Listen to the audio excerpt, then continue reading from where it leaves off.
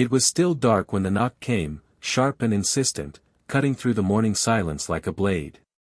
The trailer sat nestled deep at the edge of a pine-lined lot just outside the town limits, where no streetlight reached and the air smelled of cold bark and damp earth. Daniel Rigg opened his eyes before the second knock. He was already sitting up by the time the pounding turned to voices. "Mr. Rigg, this is the police. Open the door." He didn't move right away. Just sat there, the thin blanket draped over his lap, his breath calm, slow, deliberate.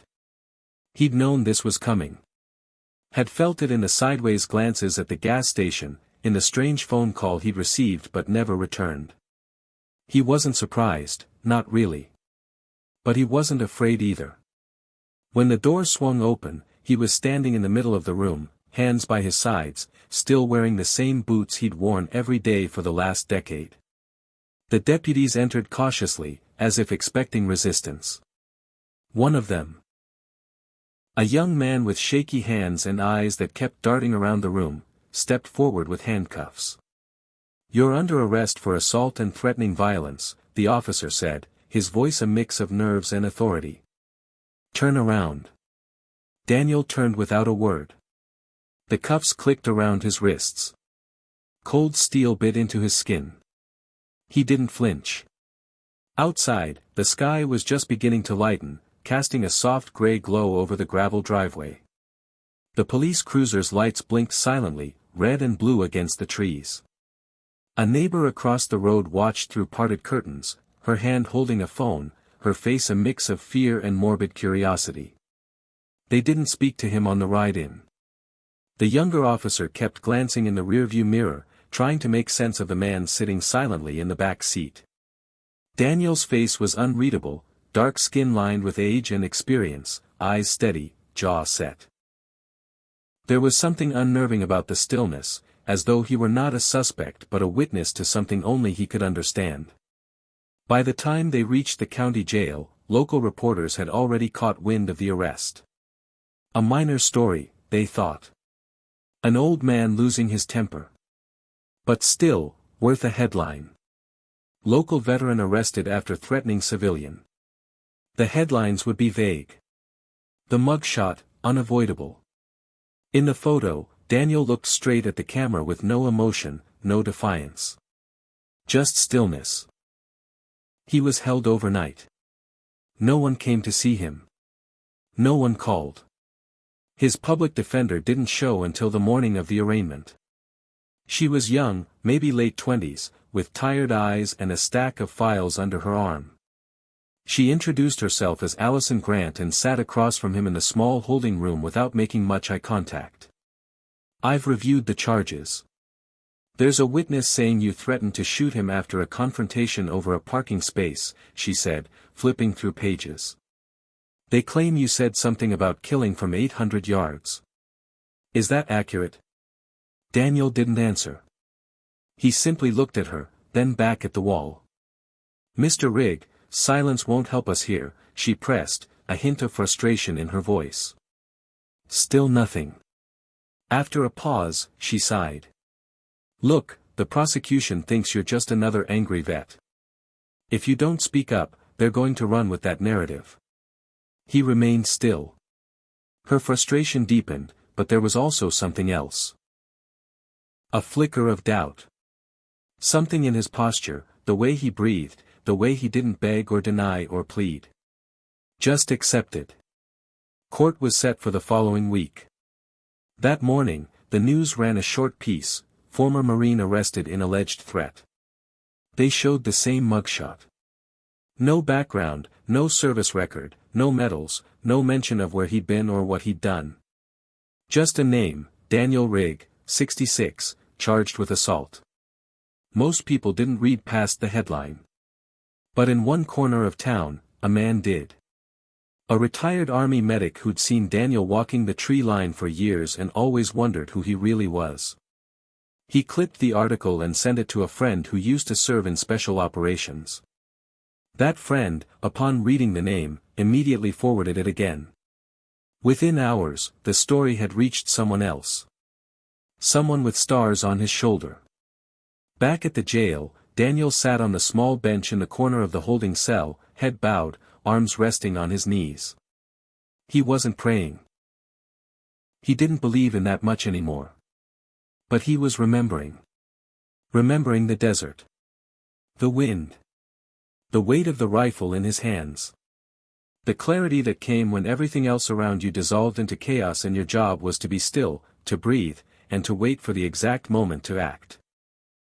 He'd lived a life built on precision. Discipline. Restraint. And now, none of that mattered to the people preparing to judge him. To them, he was just another statistic. A bitter black veteran with a temper. Someone they could sweep into the corner of the justice system without looking twice. They didn't know his name meant something once. They didn't know what he'd done. And he had no plans to tell them. Let them decide for themselves, he thought. Let the world show me what it thinks it knows.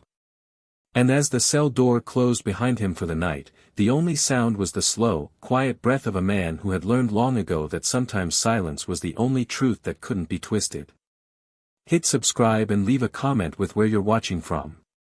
This story might just spark a new beginning. What's one thing that always pushes you forward, even when things get tough? The sun had barely risen when Daniel Rigg pulled into the old Shell station on the corner of Franklin and Main. It was the kind of station that hadn't changed much since the early 90s, with cracked pavement, a flickering sign, and a tired clerk who rarely looked up from his crossword puzzle.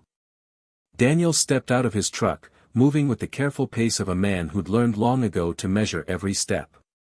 His boots thudded softly against the concrete as he approached the pump, swiped his card, and began to fill his tank. He wore a faded green jacket over a plain t-shirt, the same jeans he always wore, and a hat with no insignia. Just another older black man in the South, invisible and silent. It started with a revving engine. A black Dodge Charger shot into the lot, the bass from the stereo shaking windows. The driver, a man in his 30s wearing wraparound sunglasses and a sleeveless shirt, didn't even glance around before pulling sharply into the space next to Daniel's truck, stopping inches from the bumper. Daniel didn't say anything.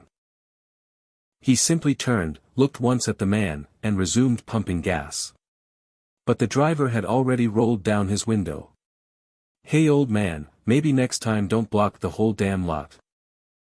Daniel didn't respond. The man stepped out, tall and loud, phone in hand like a badge of entitlement. "You deaf or just stupid?" he asked, laughing, glancing around for an audience that wasn't there. Daniel met his eyes calmly. There was no fire in his stare, no challenge. Just something still. And that stillness unsettled the man more than anger would have. "I asked you a question," he snapped. Daniel's voice came low and even. "You parked fine. No problem here." The man smirked. "You threatening me, old-timer?" Daniel didn't answer. He finished fueling, closed the cap, and walked back toward the driver's side. But the man moved to block him. "You think you can talk to me like that and just walk away?" For a moment, they stood close, too close. The air between them tense. Daniel's face remained blank, but his eyes didn't waver. The man sneered, leaning in. "Bet you still think you're out there playing war games, huh? You one of those crazy vets they talk about? Gonna shoot me with your imaginary sniper rifle?" Daniel said nothing. "I bet you think you could take me out from a mile away. Ain't that what y'all always say? I could end you from 800 yards. Is that it?" Daniel didn't move. His hands were at his sides. He didn't blink. A woman stepped out from the store, holding a coffee and a phone. She hesitated when she saw them. The man noticed her too. "You hear that?" he called. "This dude just threatened to shoot me. Said he'd kill me from 800 yards. I'm calling the cops." The woman looked uncertain but stayed where she was, sipping her coffee like she wasn't sure whether to intervene or walk away. "You just made the biggest mistake of your life," the man hissed. By the time the police arrived, Daniel was sitting in his truck, engine off, hands on the wheel. The man with the sunglasses was pacing in front of the store, phone pressed to his ear, neck brace around his shoulder now that hadn't been there 5 minutes earlier. When officers asked what had happened, the man gave them a detailed account of how the old black veteran had lost his temper, threatened to use military tactics on a civilian, and scared him half to death. He said he'd shoot me from 800 yards.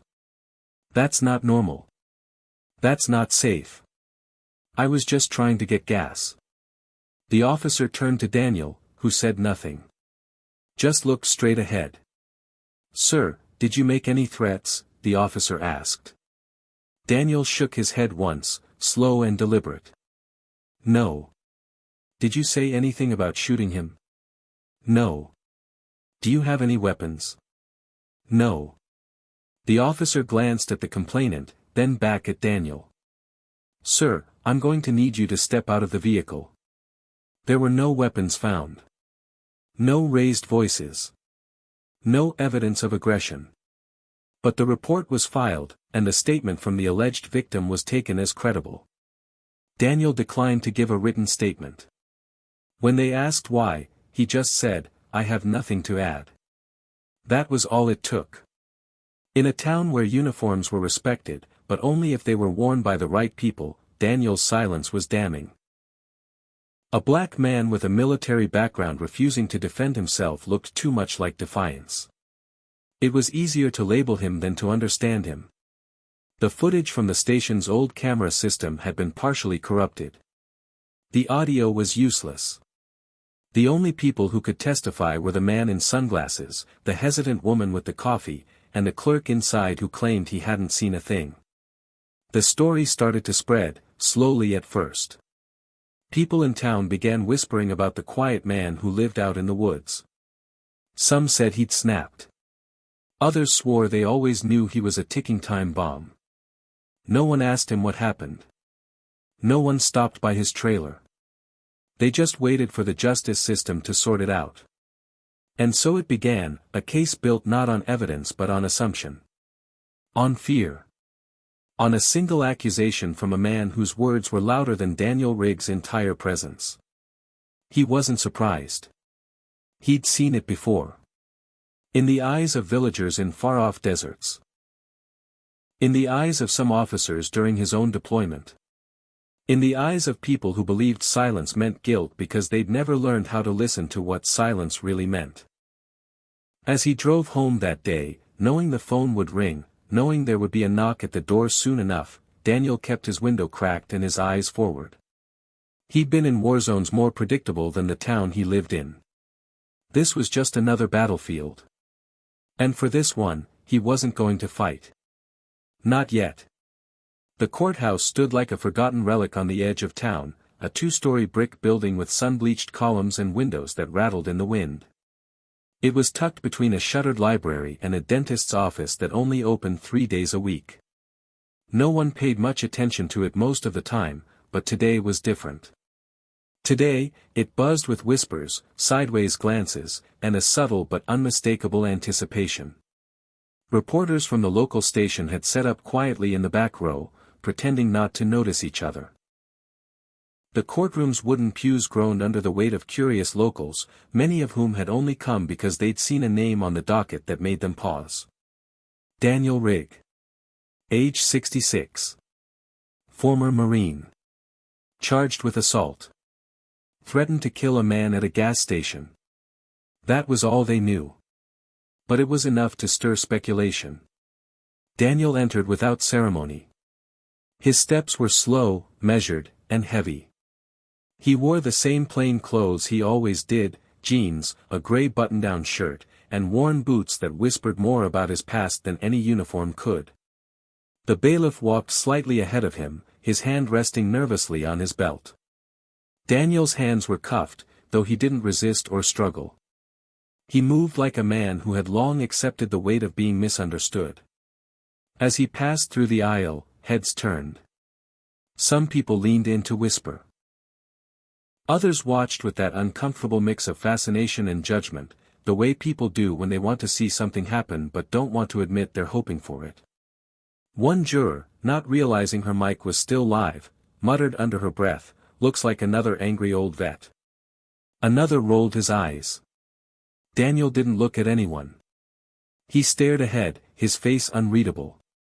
His skin, dark and weathered, carried the quiet dignity of someone who had walked through too many storms to flinch at this one. When he reached the defense table, the bailiff unlocked his cuffs. Daniel sat down, folding his hands in front of him. The chain around his waist remained. No one said why. His public defender, Allison Grant, barely looked up from her tablet. She had tried to talk to him again that morning in the holding room. Again, he had said little.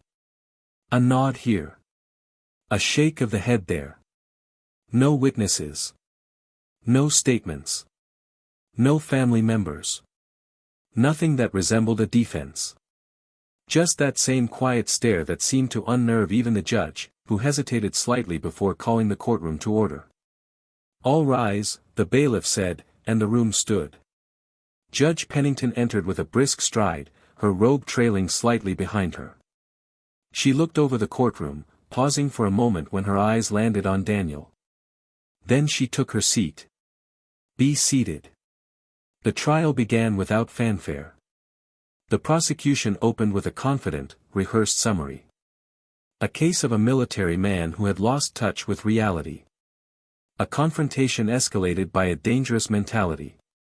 "This is not a trial about war," the prosecutor said, pacing slowly before the jury. "This is about accountability. No one is above the law." Then came the witnesses. The gas station clerk testified he hadn't seen the incident directly but heard raised voices. The woman with the coffee said she felt uncomfortable and intimidated. The man who had filed the complaint, now wearing a pristine neck brace, told his story with dramatic pauses and strategically placed trembles in his voice. He described Daniel's thousand-yard stare, his calculated tone, and repeated the alleged threat word for word. "He said he could end me from 800 yards without blinking. Like I wasn't even human." There were murmurs in the room. Someone in the gallery laughed nervously. A man in the jury shifted in his seat. Allison didn't object. She barely responded. Every time the judge prompted her, she glanced at Daniel, as if waiting for permission he never gave. He simply sat still, unmoved by the performance unraveling before him. The prosecution rested with a flourish, reminding the jury that though Daniel Rigg may have served his country once, he now represented a danger. "This is not heroism," the prosecutor said, letting the words linger. "This is delusion. And it's dangerous." The judge nodded. "Defense?" Allison stood slowly. She looked at her client again, almost pleading silently for a word, a signal, anything. He gave none. She turned to the jury. "My client has chosen not to speak. That is his right. We ask that you remember the burden of proof lies with the prosecution." "Thank you." She sat down. The judge gave instructions, voice calm but tired. "You are to deliberate based only on the facts presented." But everyone in the room could feel it. The facts had already been painted over with opinions, impressions, and silence that spoke too loudly. Daniel was escorted back toward the holding room. Cameras flashed. Reporters whispered. Some people in the gallery stood to stretch, as though they had just watched an episode of courtroom television and were preparing for the next one. But no one, not the defense, not the judge, not even the man who claimed to be afraid, noticed the black SUV that had just pulled into the lot outside. Inside that SUV sat a man in a pressed uniform with 4 silver stars on his collar. His hands rested on his knees, and his eyes were fixed not on the cameras or the courthouse facade, but on one name, Daniel Rigg. The doors of the deliberation room closed with a dull, echoing click. The room was still. For a brief moment, everyone sat quietly, waiting for something to shift. No one knew it yet, but history was about to enter the courtroom, and it wasn't wearing a robe or carrying a briefcase. It was walking on boots older than most of the jury, and it was about to speak in a voice that had been silent far too long. Long before the courthouse whispers and the flashing cameras, Daniel Rigg had been little more than a shadow at the edge of town.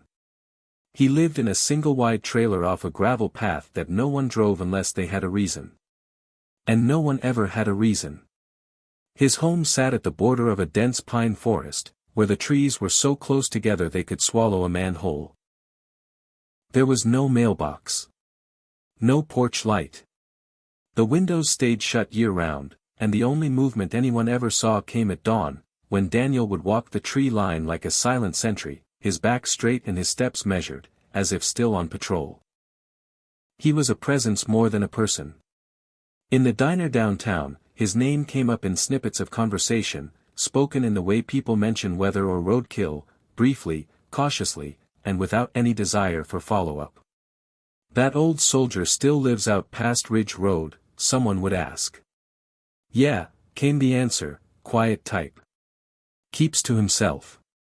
That was usually the end of it. People didn't dislike Daniel, but they didn't understand him either. And in a place like Franklin, Georgia, where everyone knew everyone else's business, not understanding someone made them an object of both suspicion and myth. The local kids had stories. They said Daniel had killed 100 men with a single bullet. That he lived with wolves. That he could hit a soda can from a mile away with a blindfold on. Most of the tales were ridiculous, but they stuck because no one ever came to correct them. Daniel never attended church, never shopped in town, never joined the VFW or showed up at the Veterans Day parade. He didn't wave. He didn't talk. He simply was. There was a woman once, years ago, who had tried to reach him. Her name was Mrs. Blevins, a retired schoolteacher who delivered homemade meals to the elderly on Sundays. She knocked on his door with a covered dish in hand and a warm smile. He answered, took the meal politely, said thank you, then closed the door without another word. She came back the next week, and the next, until one day the dish was returned to her porch clean and empty, but with a small piece of paper inside. It read, "Please don't come again. I appreciate your kindness, but I'm fine." That was the last anyone saw of kindness exchanged with Daniel Rigg. His trailer was a museum of quiet discipline. The interior was sparse: bed, chair, table, stove. A single wooden cabinet housed a row of boots lined in perfect order. No television. No computer. On one shelf, a stack of old paperbacks with cracked spines and dog-eared pages. Hemingway, Baldwin, Vonnegut. Books worn with the kind of hands that knew loneliness not as a burden but a choice. There were no photos. No medals. No flags folded neatly in a triangle. The only decoration was a single bullet casing hanging by a frayed piece of twine above his cot. No one knew its story. No one asked. Once, a teenage boy had dared his friends to walk up to Daniel's trailer and knock, just for a laugh. When the door opened, Daniel didn't yell.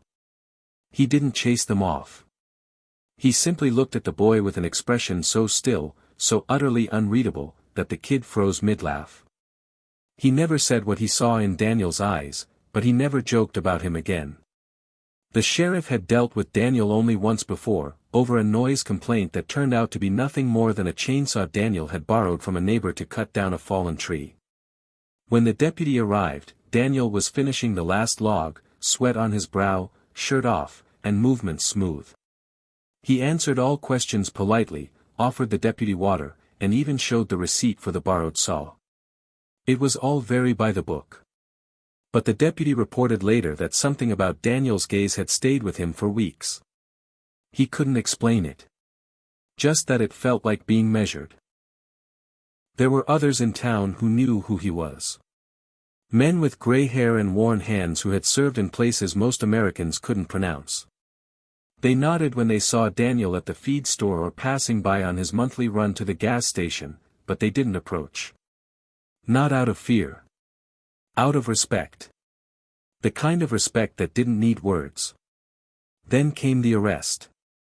When word got out that Daniel had been cuffed and taken into custody, reactions were mixed. Some assumed he'd finally snapped. Others were surprised it hadn't happened sooner. And some, those who knew just enough to stay silent, felt a deep unease settle over them like fog. They didn't believe the headlines. They didn't believe the man who had stared down enemies from rooftops and ridgelines would threaten a gas station loudmouth over a parking space. But they also knew Daniel Rigg wouldn't fight for his name. He had never lived for what people thought of him. He had lived for the mission. For his brothers.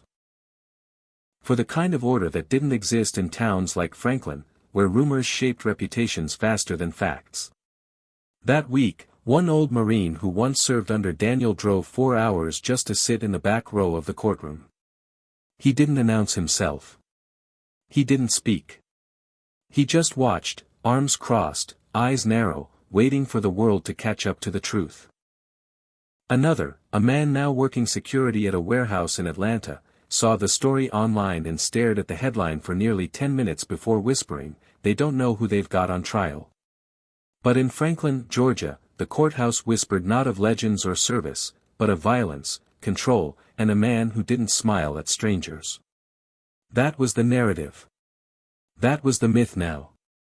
And as Daniel sat alone in a cold holding cell, his back straight and his eyes steady, the world outside twisted his silence into something dangerous. Not because he had spoken. But because he hadn't. Allison Grant sat at the defense table, her tablet open in front of her, its screen glowing with a list of notes that felt more useless with every passing second. She was young, sharp, and had graduated top 10 in her class from a decent law school, but none of that had prepared her for representing a man like Daniel Rigg. She had tried, truly tried, to connect with him. From the first meeting at the jail, she had approached him not just as a lawyer but as a human being trying to understand another. But Daniel wasn't interested in being understood. He didn't answer her questions, didn't offer details, didn't even attempt to shape his own narrative. He gave her only facts, bare and cold. He hadn't threatened anyone. He hadn't raised his voice. He hadn't laid a hand on the man at the gas station. Beyond that, he gave her nothing. Now, in a courtroom packed with people who had already decided who he was, Allison felt like a stage prop rather than an advocate. Every time she glanced at Daniel, he was the same, stoic, quiet, unreadable. His face gave away nothing, as if the trial wasn't even happening to him. He never flinched when the prosecutor exaggerated, never frowned when witnesses twisted the truth. He simply watched, unmoved, as if he were still in a war zone, waiting for orders that would never come. She had tried to push him to speak.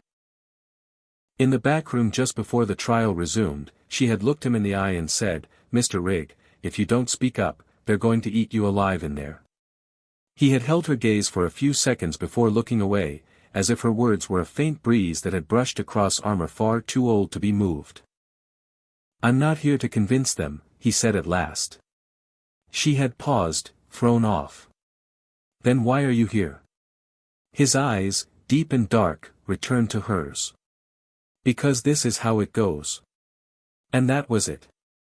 No plea for justice, no indignation, no desperation. Just quiet acceptance. And now, seated next to him in front of a jury that had barely concealed their suspicion from the start, Allison realized she had never felt more powerless in her career. The prosecutor stood at the podium with a confidence that had grown with each passing hour. He was a local favorite, known for his charm and theatrical flair. He wore his tailored suit like armor and used his voice like a scalpel. Now, he turned toward the jury, arms spread as if welcoming them to a revelation. "Ladies and gentlemen, you've heard the testimony. You've seen the man before you. And you've felt the tension in this room. Don't ignore that. Our instincts exist for a reason. Sometimes danger doesn't shout. Sometimes it whispers. Or stays completely silent. And that silence, that refusal to explain, to account, to defend, well, it tells you something, doesn't it?" Allison stood slowly, unsure of what to say but knowing she had to say something. She cleared her throat and stepped to the center of the room. She had practiced for moments like this, trained to tear down arguments and construct airtight defenses. But with Daniel Rigg beside her, refusing to participate in his own salvation, she had no bricks to build with. "My client," she began, "has chosen not to testify. That is his right. But silence should not be mistaken for guilt. Silence can mean many things. Reflection. Pain. Even dignity."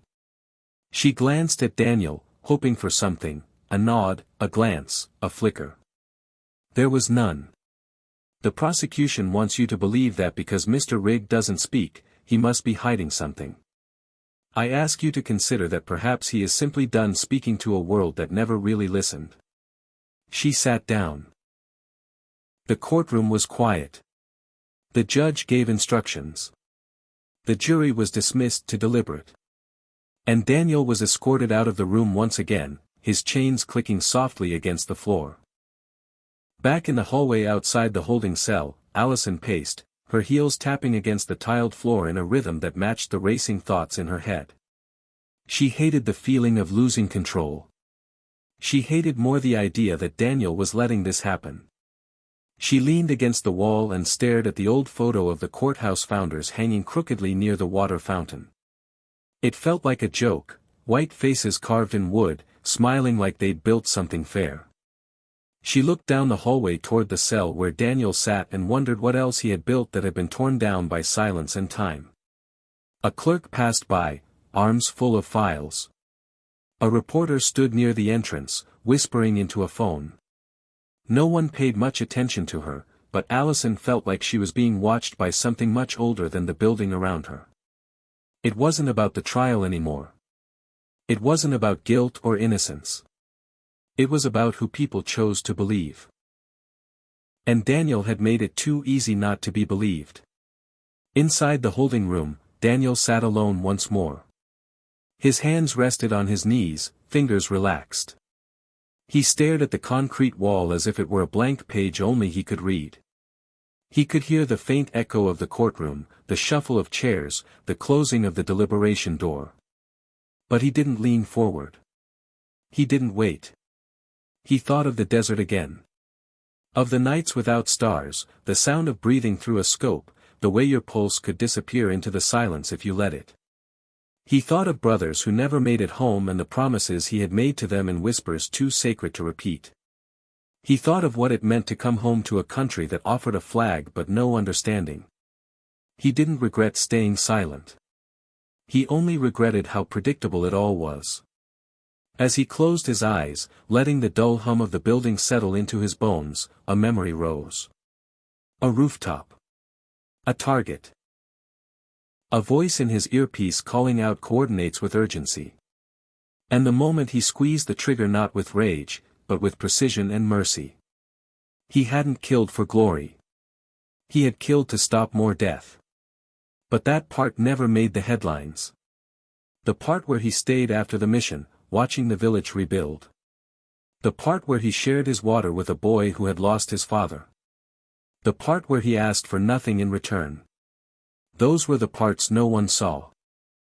Now he sat in silence again, waiting for a verdict not from the jury, but from a society that had long ago made up its mind. And outside, just beyond the courthouse parking lot, the black SUV waited, its engine off, its occupant watching the courthouse doors with a look that said he remembered.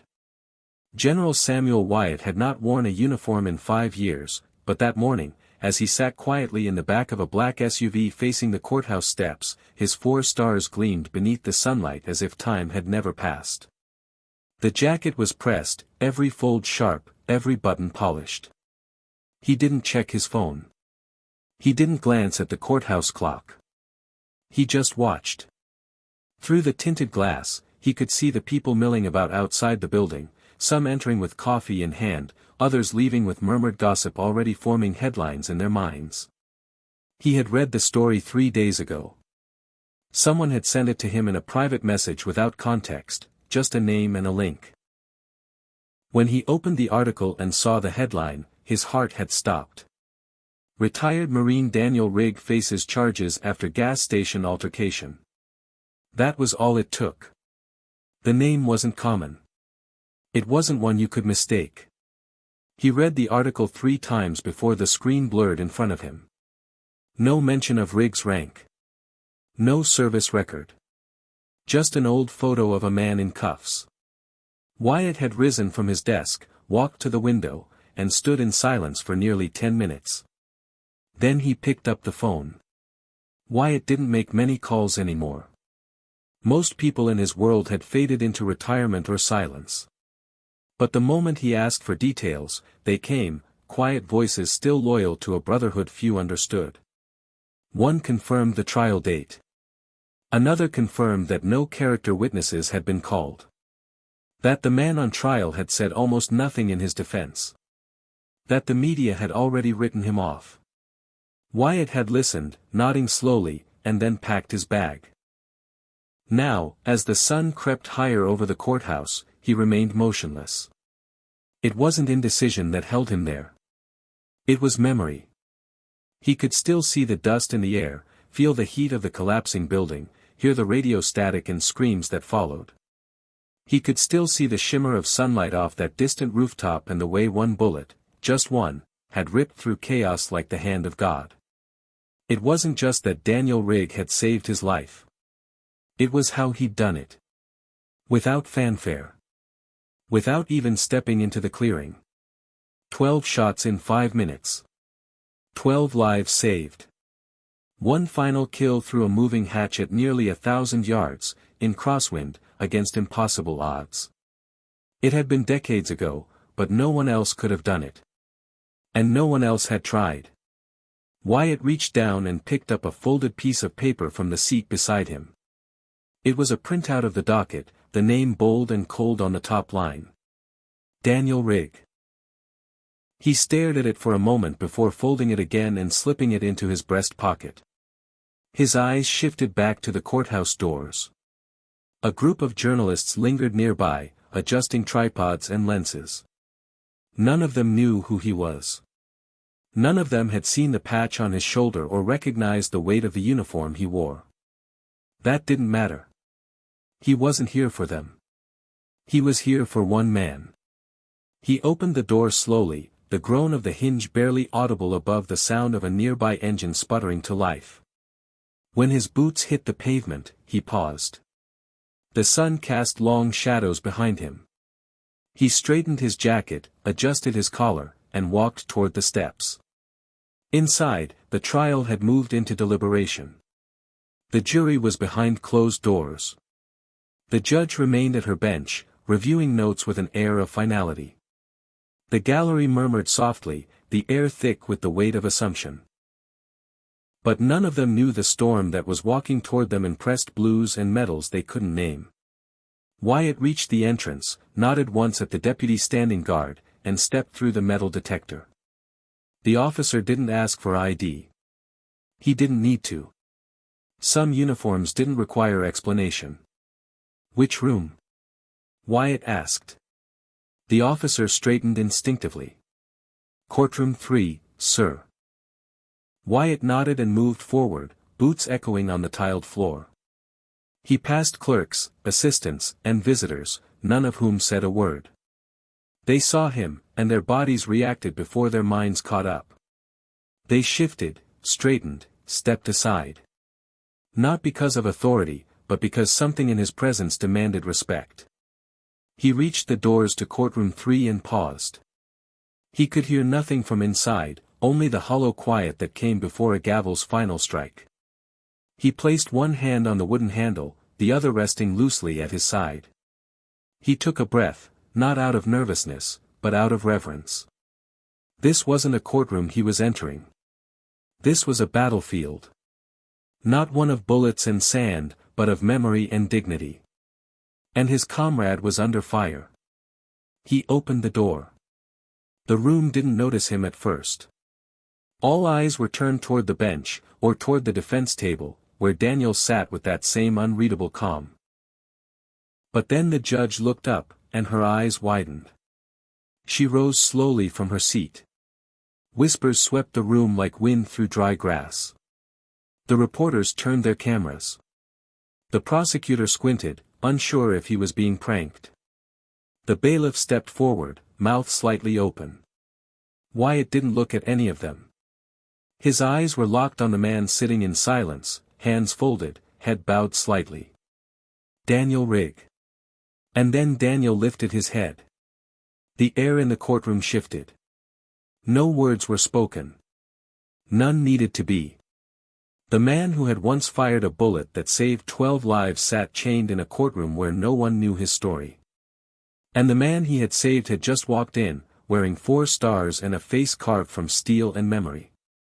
General Samuel Wyatt didn't speak as he stepped deeper into the courtroom. His boots struck the floor like metronomes counting down to something inevitable. The silence was absolute. Even the judge, still standing, seemed unsure of what protocol applied to a situation like this. The jurors, some of whom had just begun to filter back from deliberation, froze mid-step. Wyatt's eyes never left Daniel Rigg. It wasn't surprise on his face. It wasn't even shock. It was memory returning like a wave that couldn't be stopped. Daniel remained seated, his posture unchanged, but his gaze had sharpened. For the first time in the entire trial, he looked at someone like he truly saw them. Wyatt came to a halt just a few feet from the defense table. He didn't acknowledge the prosecution, didn't look at the gallery, didn't give the press a glance. He stood at attention, spine straight, hands clasped behind his back, as if awaiting a command that only he could hear. The judge finally broke the silence, her voice steady but uncertain. "General Wyatt," she said, her tone searching. "May I ask what brings you here?" Wyatt's eyes lingered on Daniel for a moment longer, then shifted slowly to face the judge. "I'm here because the man sitting before you is the reason I'm alive." Gasps stirred in the gallery. A camera shutter clicked.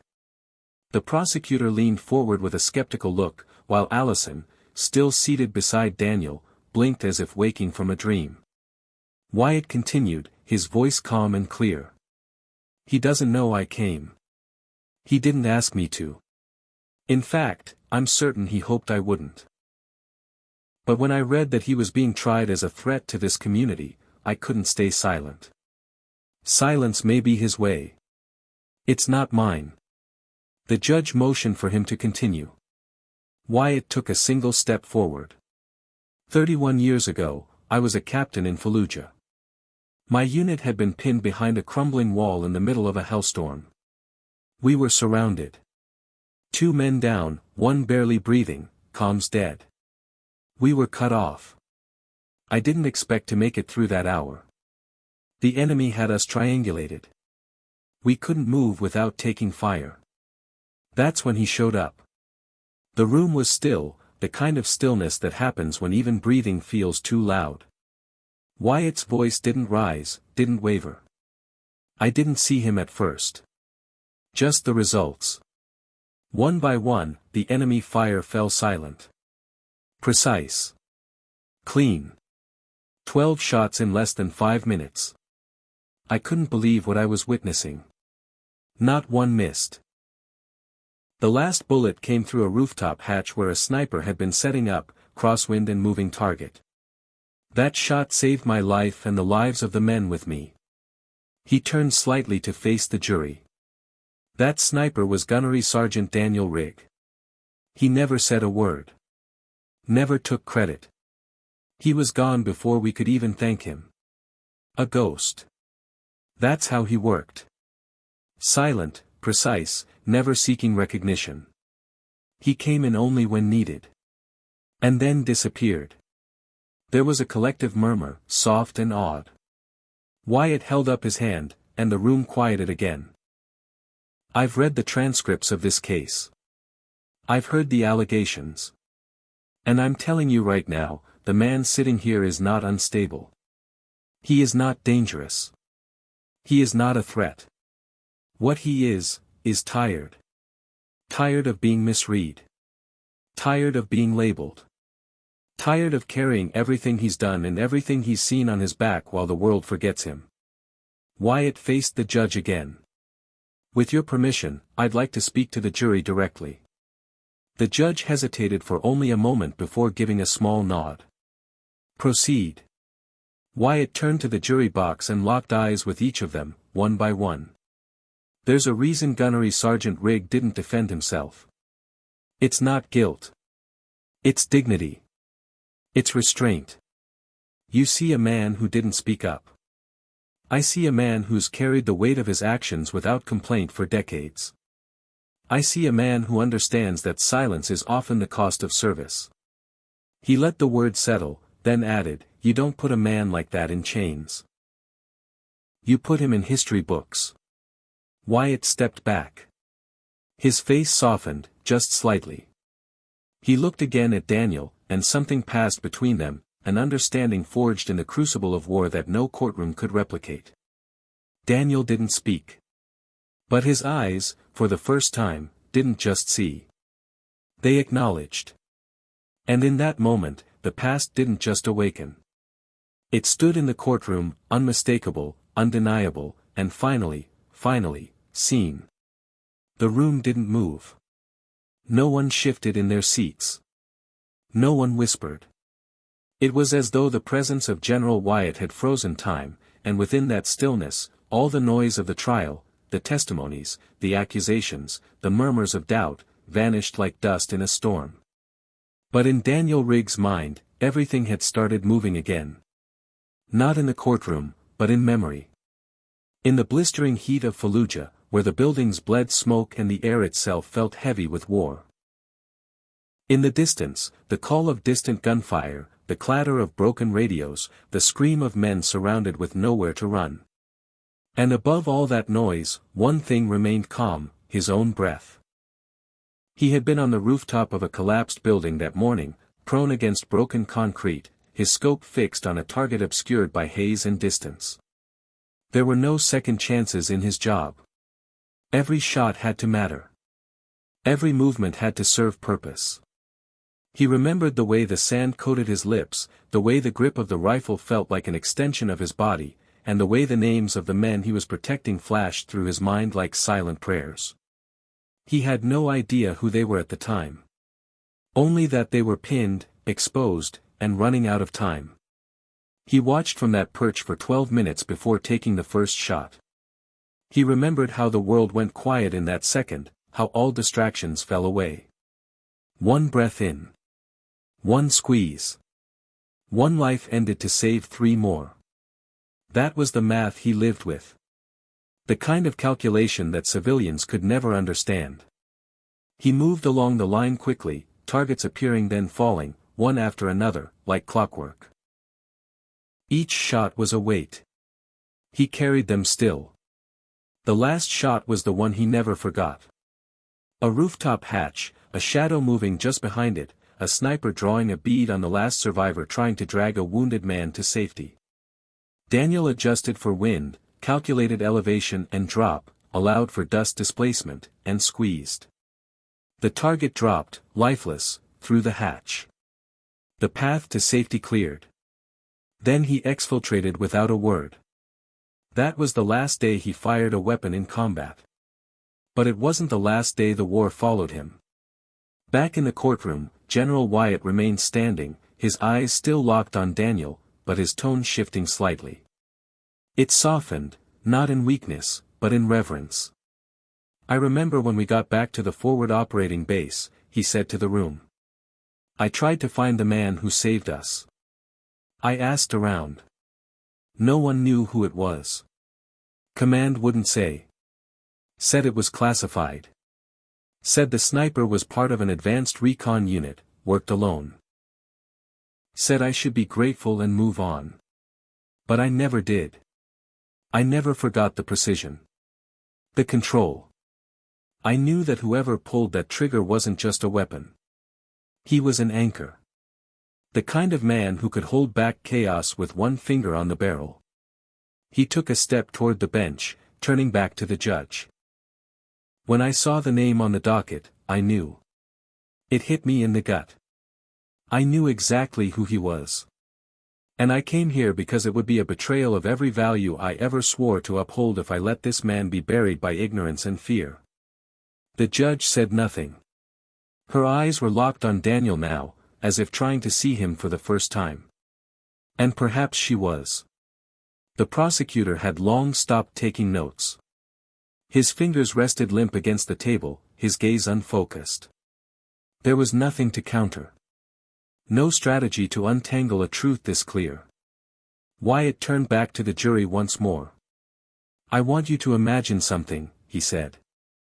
"Imagine a man whose entire life has been training his instincts to protect others, to act with restraint, to solve violence with precision rather than rage. Then imagine that man comes home to a country that thanks him with a parade, and then forgets him the very next week. Imagine every time he walks into a store, he's just another black man with quiet eyes and tired shoulders. And imagine that when someone lies about him, twists his silence into threat, the world is all too eager to believe it. That's what's happening here.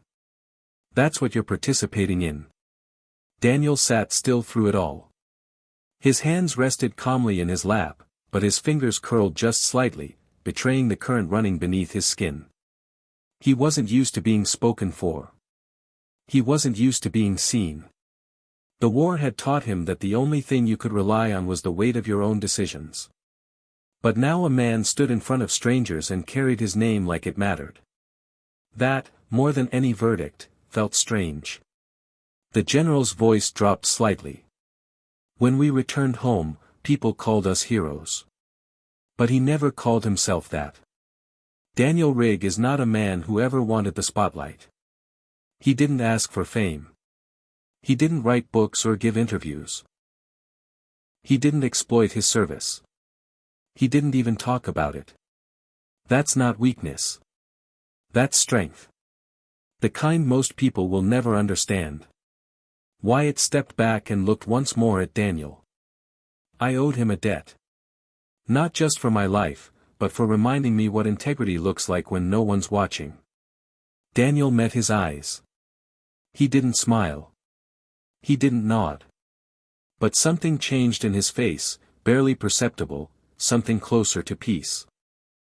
The courtroom remained hushed, suspended in that space between revelation and reaction. The silence that followed wasn't empty. It was full, dense with the weight of truth that had gone too long without breath. And in the stillness, the myth of the man who never missed became something more. He became real. Long after the general's words had faded into the stillness of the courtroom, the echo of his voice remained, lingering in every gaze turned toward Daniel Rigg.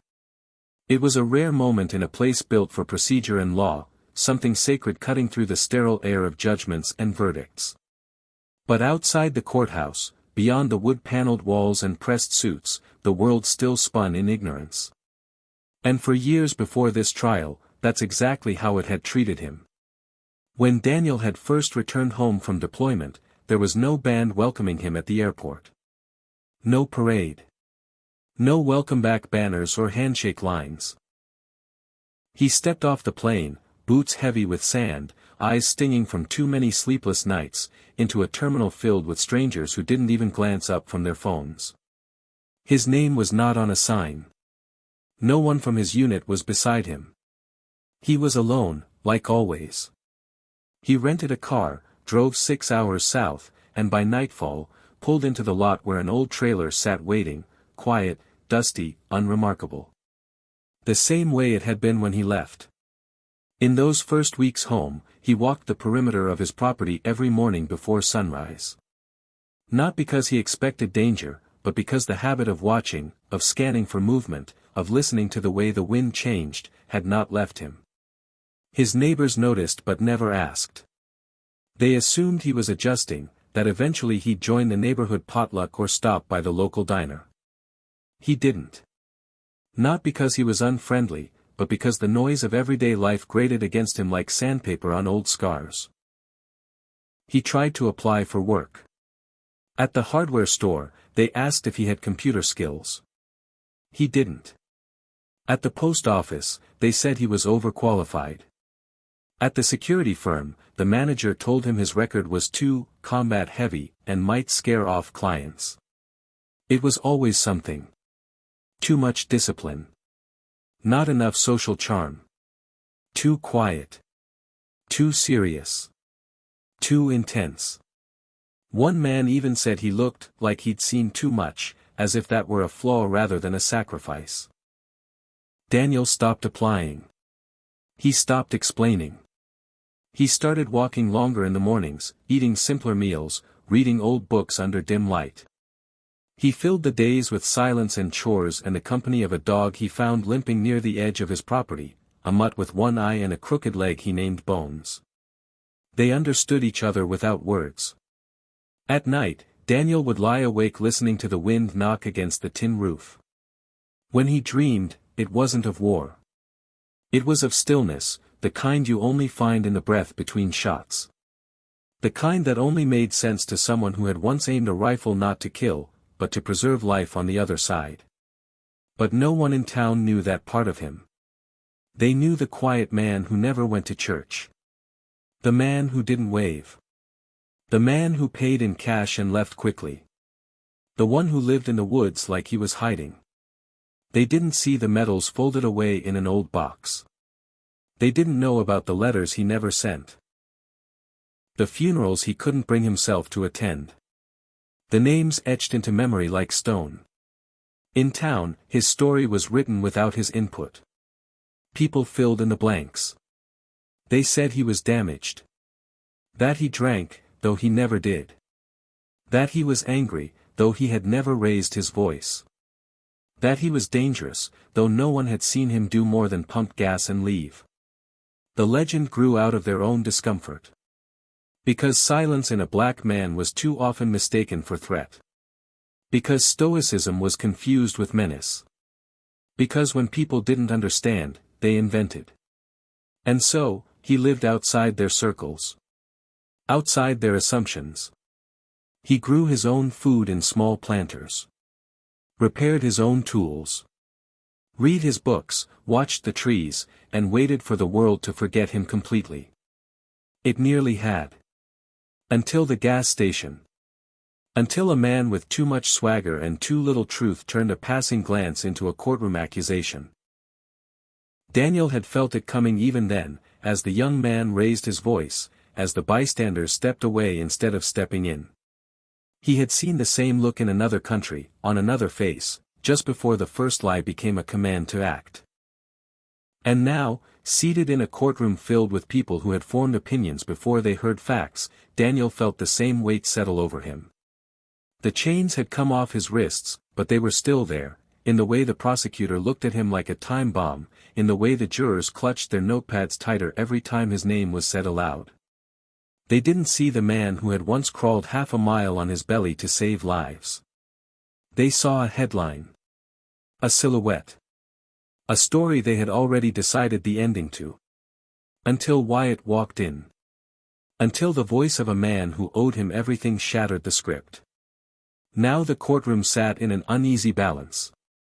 Eyes darted between Wyatt and Daniel. Between the memory of a battlefield and the assumptions of a gas station scuffle. The jury had gone silent.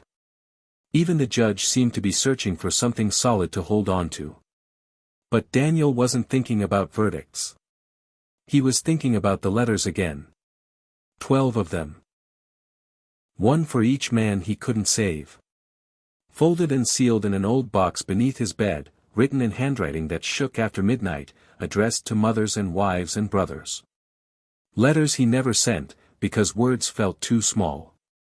Because what could he say to explain that he did everything right, and it still wasn't enough? He closed his eyes. He heard the wind against the tin roof. He saw the crosshairs align, then drift, then return. He remembered the shot. Not the impact. The breath before it. The reason he took it. And the reason he never spoke of it again. The courtroom returned to motion slowly, as if emerging from a deep sleep it didn't want to admit it had fallen into. The judge adjusted her glasses, the prosecutor shuffled his papers with more hesitation than he had all morning, and the jury sat stiffly, unsure whether they were witnessing justice or history. Yet Daniel Rigg remained perfectly still. Even as the air around him crackled with change, he sat with the posture of a man who had been here before in a different form, under different fire, when the stakes were life and death and silence was the only thing that kept you breathing. His hands were no longer cuffed, but the chain that had circled his waist still hung loose, like a shadow refusing to leave.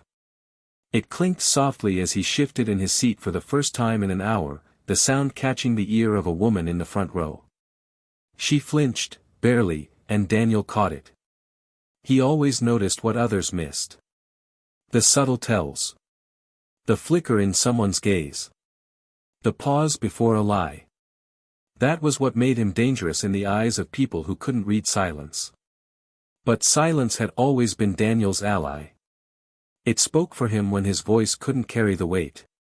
It was the same silence he had kept when his unit was ambushed in the Afghan mountains and he'd spent 3 nights moving through enemy territory with nothing but a map folded inside his boot and the fading voice of his commander echoing in his ears.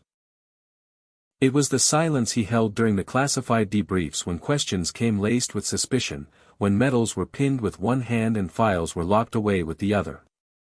It was the silence that followed him home, all the way back to a trailer nestled in the Georgia pines, where no one asked what he'd done, and he never offered. Yet here, in this courtroom, his silence had become a weapon used against him. The prosecutor had wielded it like proof. If he won't speak, what does he have to hide? He had asked more than once, as though withholding pain was the same as concealing guilt. As if refusing to dance for their understanding made him a threat. Daniel had watched their faces as they tried to make sense of him, trying to decode a man who didn't speak the language of excuses. He saw how easily they accepted the story of a loudmouth in a neck brace and ignored the lifetime etched into the lines of his face. They didn't know what to do with a man who didn't flinch when accused. Who didn't beg. Who didn't justify. He was not a man they knew how to handle. Even now, after General Wyatt's testimony had cracked open the foundation of the case, Daniel felt the weight of doubt still lingering in the corners. Not everyone in that room had been convinced. Some looked at Wyatt as a relic, a loyal soldier too blinded by camaraderie to see clearly. Others stared at Daniel with a new kind of unease, the kind that comes from realizing the story you believed might be wrong, and you're now complicit in the lie. Daniel didn't judge them for that. He had spent most of his life watching people retreat into what made them feel safest. He had seen good men turn their backs on the truth because it was too heavy to carry. He had learned to expect it. To accept it. The judge cleared her throat and looked at Allison Grant, who had sat silently during Wyatt's entire address. She looked younger now, less polished, her professional armor cracking under the pressure of witnessing something real. She leaned toward Daniel and whispered, "Do you want to say anything?" Her voice trembled with the hope of redemption. Daniel didn't answer. Not with words. He lifted his eyes and met hers. There was no anger there, no frustration. Just clarity. As if to say, what I needed to say was never meant for this room. She sat back and nodded, not because she agreed, but because she understood. The jury was still out. Time ticked in uneven rhythms. The judge called a recess, and people filed out slowly, like they didn't quite know where they were supposed to go. The reporters moved first, hurrying outside to file breaking news alerts that hadn't been in their scripts that morning. Cameras turned to catch Wyatt exiting through the same doors he entered, his face stern and unreadable. He offered no comment. Just a nod. Just enough. Daniel stayed seated. The judge had allowed it, sensing that removing him again would only add to the weight already pressing on the room. A bailiff hovered nearby, unsure whether he was guarding a defendant or protecting a monument. No one spoke to Daniel. Not even Allison. She sat beside him in silence, her thoughts turning over questions that no longer had relevance. Outside, the sky had turned gray. Rain clouds drifted low, casting the town in a soft, moody hush. It was the kind of weather Daniel preferred. The kind that blurred the lines between past and present, between justice and survival. In the distance, a train rumbled through the trees. Its sound reminded him of deployment, of long hauls in armored convoys through foreign deserts, where the horizon always shimmered and the radio always carried someone's last words. Inside, the courtroom sat still again. Daniel let his eyes wander over the room. The wood paneling. The worn brass fixtures. The seal above the judge's bench that read, "In God we trust." He wondered how often that phrase had been invoked not in faith, but in fear. He wondered if anyone in that jury believed it when applied to men like him. Men who came home in silence, wore their scars in places cameras didn't see, and asked for nothing except to be left alone. His gaze fell back to the floor, where the faint scuff marks from his boots still trailed across the aisle. He followed them with his eyes, like a path he had no choice but to walk. The chain at his waist clinked again, softly, reminding everyone in earshot that freedom wasn't always a matter of doors or verdicts. It was a matter of memory. And Daniel Rigg remembered everything. When the jury stepped into the deliberation room, the doors shut behind them with a hollow click that seemed to echo louder than anything else had that day. 12 people sat in stiff wooden chairs around a long table, surrounded by beige walls, weak fluorescent lighting, and the weight of what they thought they understood. Some had taken notes.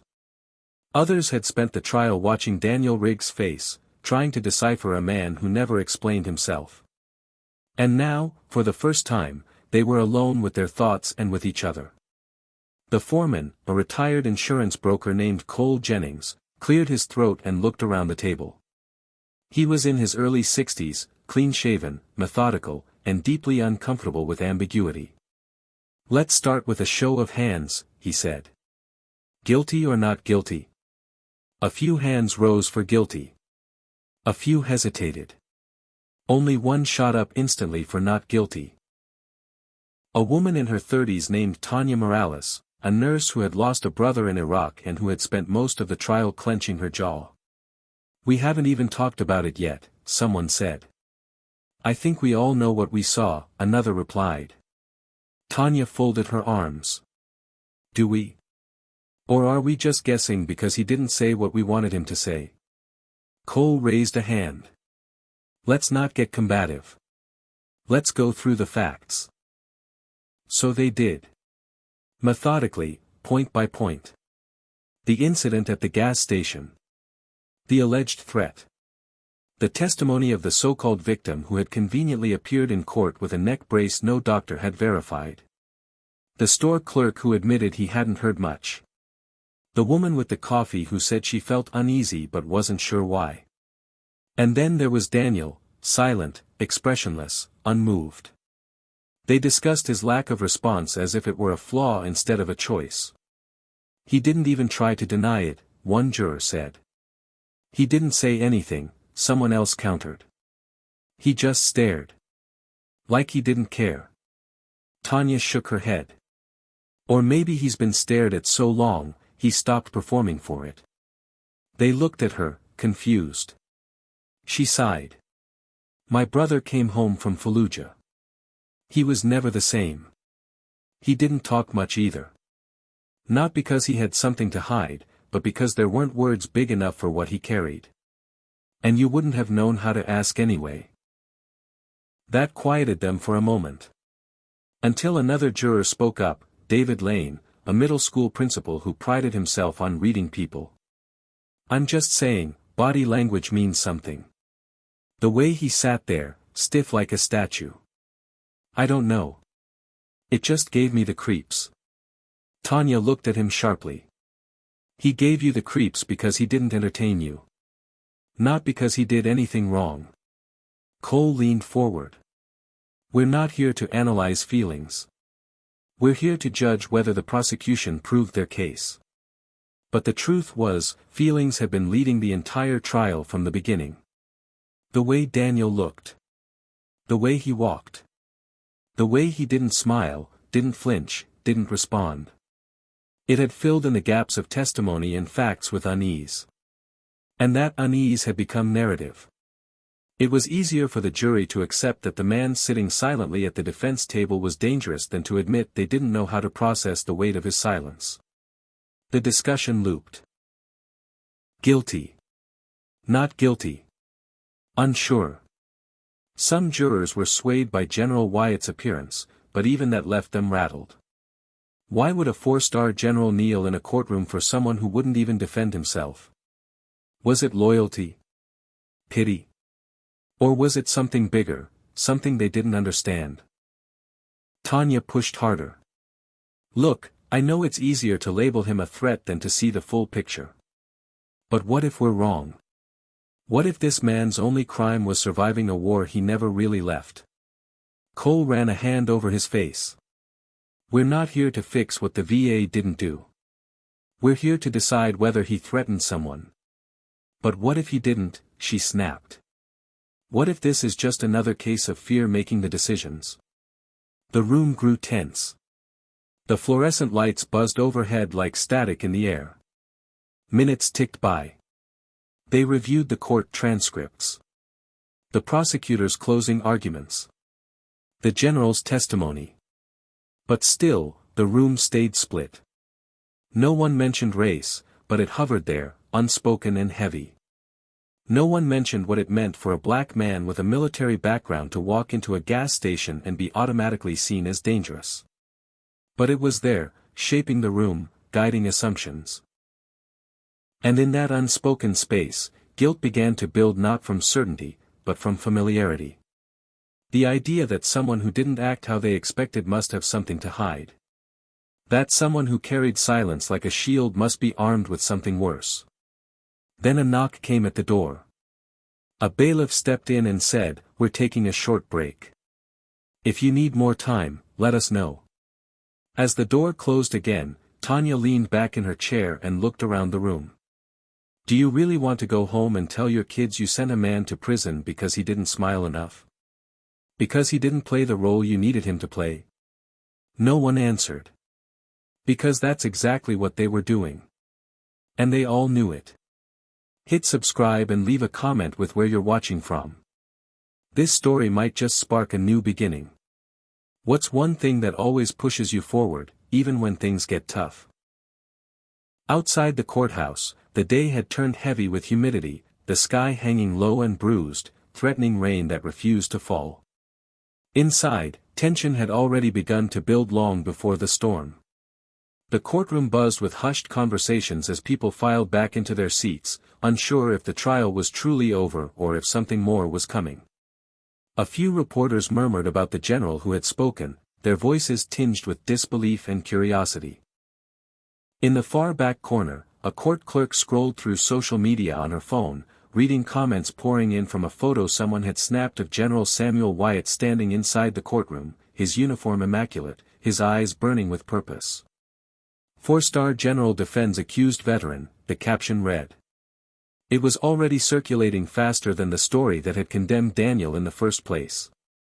Inside, Daniel sat quietly at the defense table. His hands were free of cuffs now, but they remained still on the surface before him, fingers laced together as if locked in an unspoken prayer. His face was the same, stern, impassive, unreadable, but something had shifted in the way the room regarded him. There was a different kind of silence now, no longer filled with suspicion but with a cautious, growing curiosity. He could feel it. He had always been attuned to the air around him. And right now, it was electric. The door at the back of the courtroom creaked open, and every head turned. A bailiff straightened instinctively. Through the threshold stepped General Wyatt, this time without hesitation, without the measured pause that had marked his entrance earlier that day. He walked forward, boots echoing steadily across the tile floor. There was no announcement. No fanfare. Only presence. He moved down the aisle like a current, drawing eyes without demanding them. The judge looked up from her bench and instinctively stood. She didn't need to be told twice. The gravity of a four-star general in full uniform demanded more than tradition. It demanded respect. Wyatt gave her a short nod, then faced the courtroom, his hands folded behind his back, his posture rigid but controlled. For a moment, he simply stood there, surveying the room like a battlefield, gauging the terrain, waiting for the right moment to strike, not with force, but with truth. The prosecutor, who had returned to his seat with more nerves than confidence, opened his mouth as if to speak, but no words came. He seemed smaller now, hunched over his notes like a student caught cheating during a test. Wyatt didn't spare him a glance.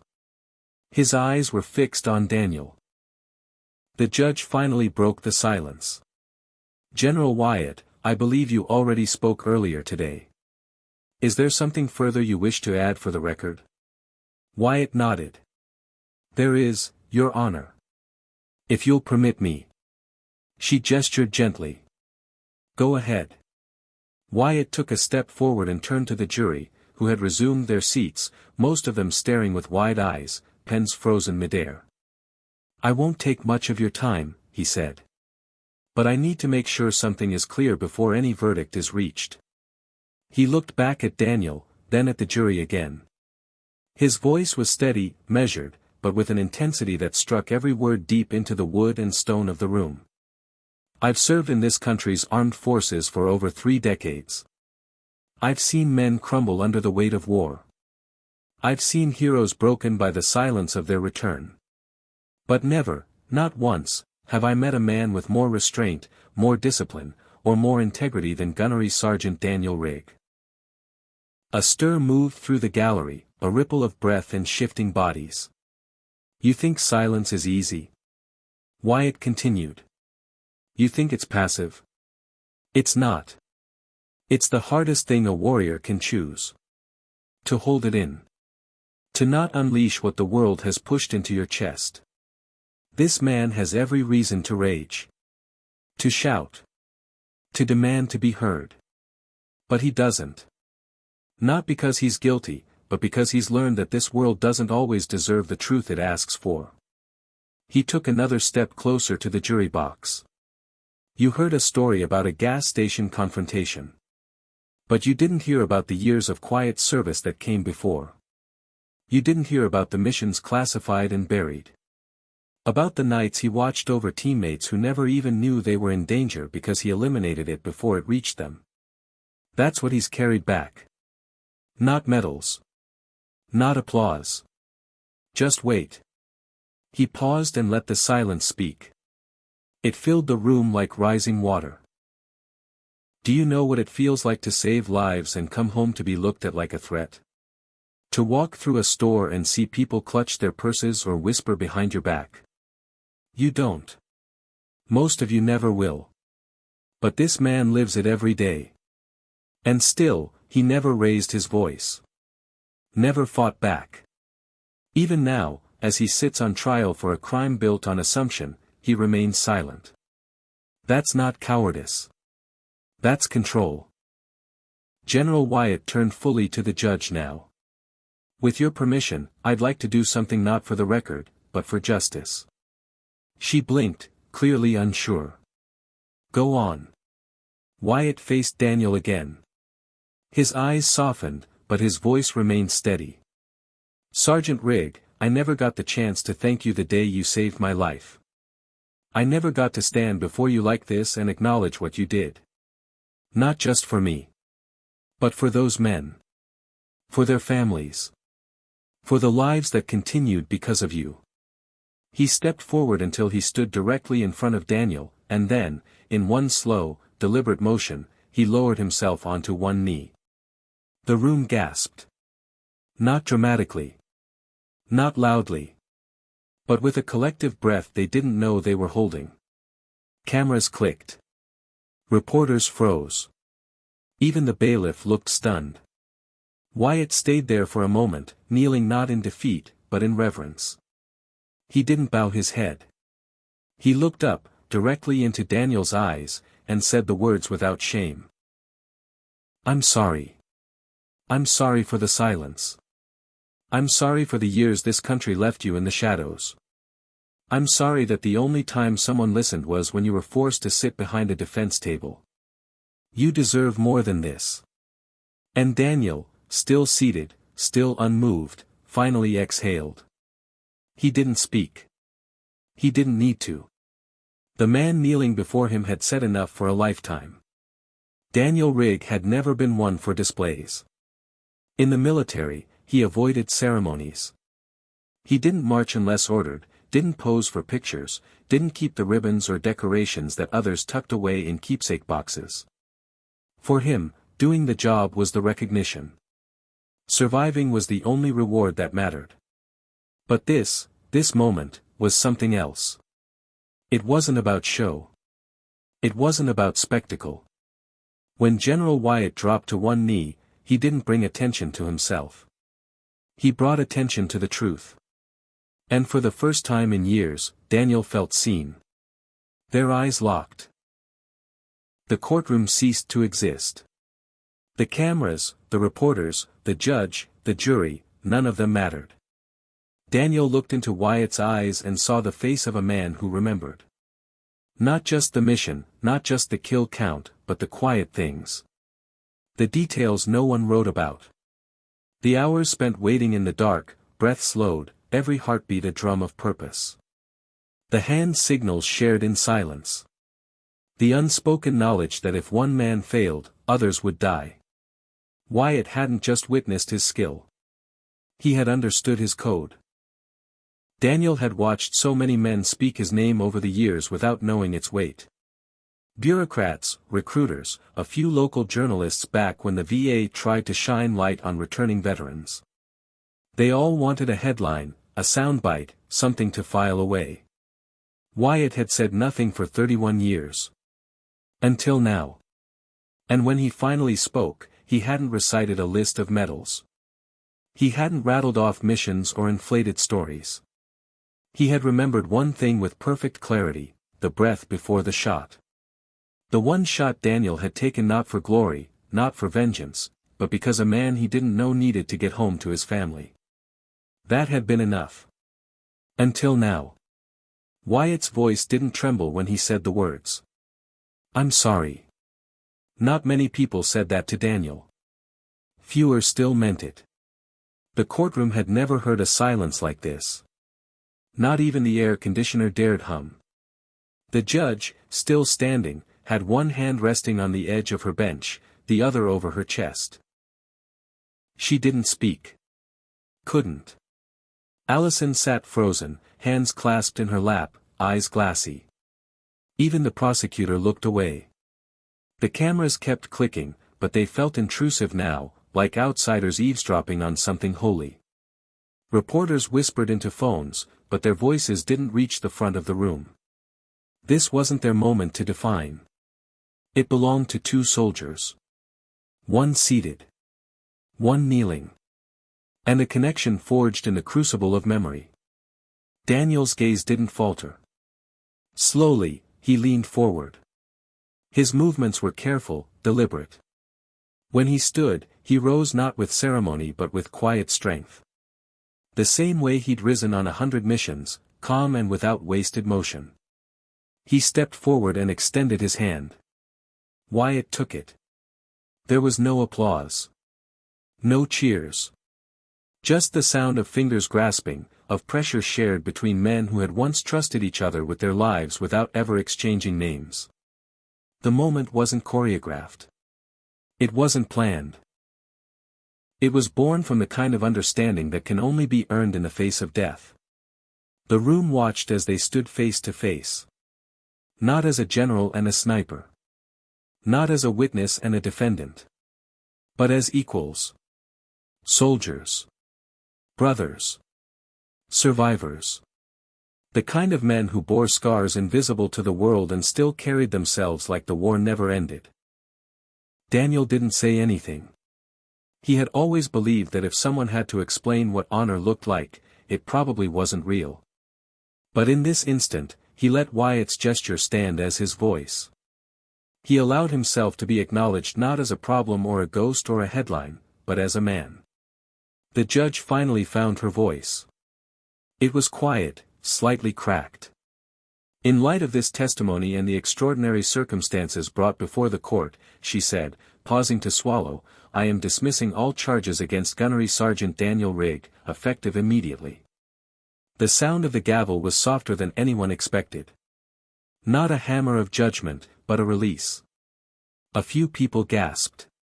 One juror lowered her eyes and wiped away a tear. Another leaned back in his seat, his hands trembling slightly. The prosecutor sat motionless, his mouth parted, as if the words to object had vanished before they could form. Daniel turned to face the courtroom. He didn't speak. Didn't nod. Didn't offer forgiveness or demand anything. He simply looked out over the room the way he had once looked over a battlefield, calm, aware, but distant. He saw the reporters, the spectators, the judge, the jury. And he saw the change. It wasn't full. It wasn't complete. But it was real. Then he stepped back. Wyatt released his hand and straightened. He said nothing more. He had said everything that mattered. Daniel walked down the aisle slowly. His steps were even, each footfall measured like always. The chain that had once circled his waist had been removed entirely. He no longer wore any visible sign of restraint, but every movement still carried the weight of years lived under judgment. Outside, beyond the doors, the rain had finally begun to fall. Not a storm, not a downpour, but a steady, cleansing shower. As Daniel pushed the door open and stepped into the drizzle, the sky above seemed to sigh. For the first time in years, Daniel didn't feel like he was walking away from something. He felt like he was walking toward something new. The rain followed Daniel down the courthouse steps like a curtain slowly closing on a stage that had hosted something sacred. He didn't rush. His boots hit the stone with a rhythm that carried more than sound, it carried history. Behind him, the double doors remained open for a few seconds, and through them, faces watched with something between reverence and shame. A few veterans in the crowd stood at attention as he passed, their hands raised slowly in silent salute. He didn't return it. Not out of pride. Not out of resistance. But because this wasn't about acknowledgement. It was about weight. The kind that never really lifted. Not even now. Inside, the judge remained standing. Her gavel rested gently on the bench. She hadn't moved since dismissing the charges. Her mind wasn't on protocol anymore. It was somewhere else, tangled in the words that had just been spoken and the image of a general on one knee in her courtroom. She would remember that for the rest of her life. And perhaps, for the first time in her years behind the bench, she felt like justice had entered the room not through a verdict, but through truth. In the gallery, the crowd remained quiet. Some wiped at their eyes. Others shifted uncomfortably, as if the stillness had become too loud to bear. The reporters were silent, still recording, still documenting, but something had changed. They no longer looked hungry for sound bites. They looked stunned. As if they had come for a story and walked into a revelation instead. General Wyatt remained at the front of the courtroom, still facing the bench. His breathing was controlled, shoulders squared, but his eyes shimmered with something raw. Not grief. Not pride. Something deeper. Something that looked like the painful joy of finally doing what should have been done years ago. The judge looked at him. "General," she said softly, "you are dismissed, but before you leave, I ask, was there more you wish to say on the record?" Wyatt took a breath and nodded. "Yes, Your Honor. If I may." She gestured toward the witness stand. He stepped behind it slowly, not because his knees hurt, but because every step now carried the weight of years he hadn't spoken. He sat, folded his hands, and looked not at the jury, but straight ahead. "The record won't capture everything," he began. "That's just the truth of it. There's no box to check for valor that isn't witnessed. No field to enter for the kind of silence that keeps men alive. But if this court will allow, I'd like to put something into the record anyway. Not as evidence. Not as defense. But as correction." The room held its breath. "I've read the statements made about Gunnery Sergeant Rigg. I've read the articles, seen the headlines. And I've sat in this room and listened to a man be tried not for what he did, but for who he refused to become in the face of ignorance. That's not justice. That's memory loss. And America has a habit of forgetting its best men." He looked down at his hands for a moment before continuing. "I remember the operation clearly. Fallujah. We were cornered behind a wall that was barely holding. The enemy was closing in from 3 angles. No comms. 2 men wounded. I remember thinking that was it. That my family would get a letter. That my name would be added to a list and someone would read it once a year and then move on. His voice didn't shake, but it thickened. And then they started falling. Not our men. Theirs. One by one. Clean. Precise. No noise. Just the sound of possibility returning. I saw shadows drop. I heard breathing return to normal. And when I looked through the cracks in that wall, I saw him. Daniel Rigg.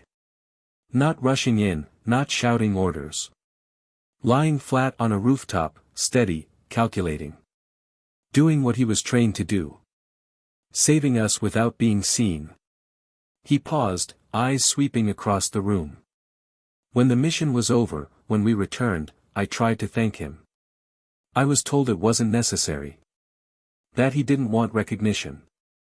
That he asked for nothing. That he had done it because it was his job.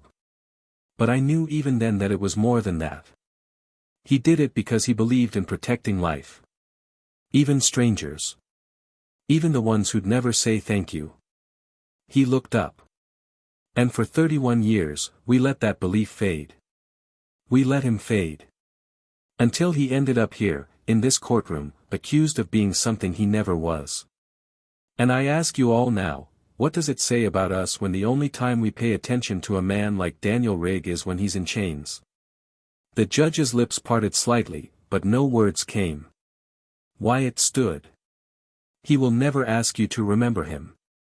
So I am. Because you don't wait until a man dies to call him a hero. You do it while he's still breathing. Still walking. Still carrying what most of us will never understand. He turned from the stand and looked toward the back of the room. The jury had returned. They stood silently just inside the doors, no longer deliberating. The expression on their faces had changed. Not because of persuasion. Not because of argument. But because of recognition. They now knew who Daniel Rigg was. Not because of what he said. But because someone finally said it for him. Even after the general left the witness stand and the courtroom slowly resumed its shape, the energy in the room remained altered, like a landscape reshaped by a passing storm. The judge sat with her hands folded in front of her, her eyes fixed not on her notes or the bailiff or the lawyers, but on the door Daniel Rigg had walked through just moments before. The jury, now reseated in their box, sat upright but silent. Each of them carried a different expression, but they all shared one thing, awareness. A moment of collective reckoning that had shattered the assumptions they'd brought into that room. But Daniel Rigg was not there to see it. He stood outside the courthouse now, beneath a gray sky, his hands in his pockets as the light rain continued to fall. He didn't flinch from the drops or try to shield himself. He let the rain wash over him as though it might carry away the years that had collected on his shoulders. He looked across the parking lot and saw nothing remarkable. Just cars, puddles, people moving through their day. But this time, someone paused. A teenage boy with a phone in his hand stopped mid-scroll, his eyes caught by something in Daniel's stance. The boy didn't speak, didn't approach. But he lowered his phone and simply watched, as if for the first time he was seeing something important without knowing why. Inside, Allison Grant sat in stunned silence. She had prepared closing remarks, rehearsed rebuttals, built defense strategies that now felt hollow compared to the truth that had unfolded on its own. In all her years of training, no professor had ever taught her how to handle a moment when justice walked into the room uninvited and rewrote everything. She looked at the empty seat beside her where Daniel had sat just hours ago and realized she'd never truly known her client. Not because she hadn't tried, but because she had approached him like a puzzle to solve instead of a man to respect. The judge glanced toward the jury, her voice measured as she addressed them. You may deliberate as long as needed. If a decision has been reached, please indicate when you are ready. The foreman rose. Your Honor, we've reached a decision. She blinked in surprise. That quickly? He nodded. Yes, Your Honor. The judge gave a brief nod. Proceed. The courtroom held its breath again. In the matter of the state versus Daniel Rigg, on the charge of criminal threat, we find the defendant not guilty. No sound followed the verdict. No cheers, no claps, no immediate outburst. Just silence. Not the kind of silence that comes from fear or confusion, but the kind that follows understanding. The kind that demands reflection. The kind that Daniel Rigg had carried with him like armor for decades. The judge exhaled slowly, then looked to Allison. Ms. Grant, your client is free to go.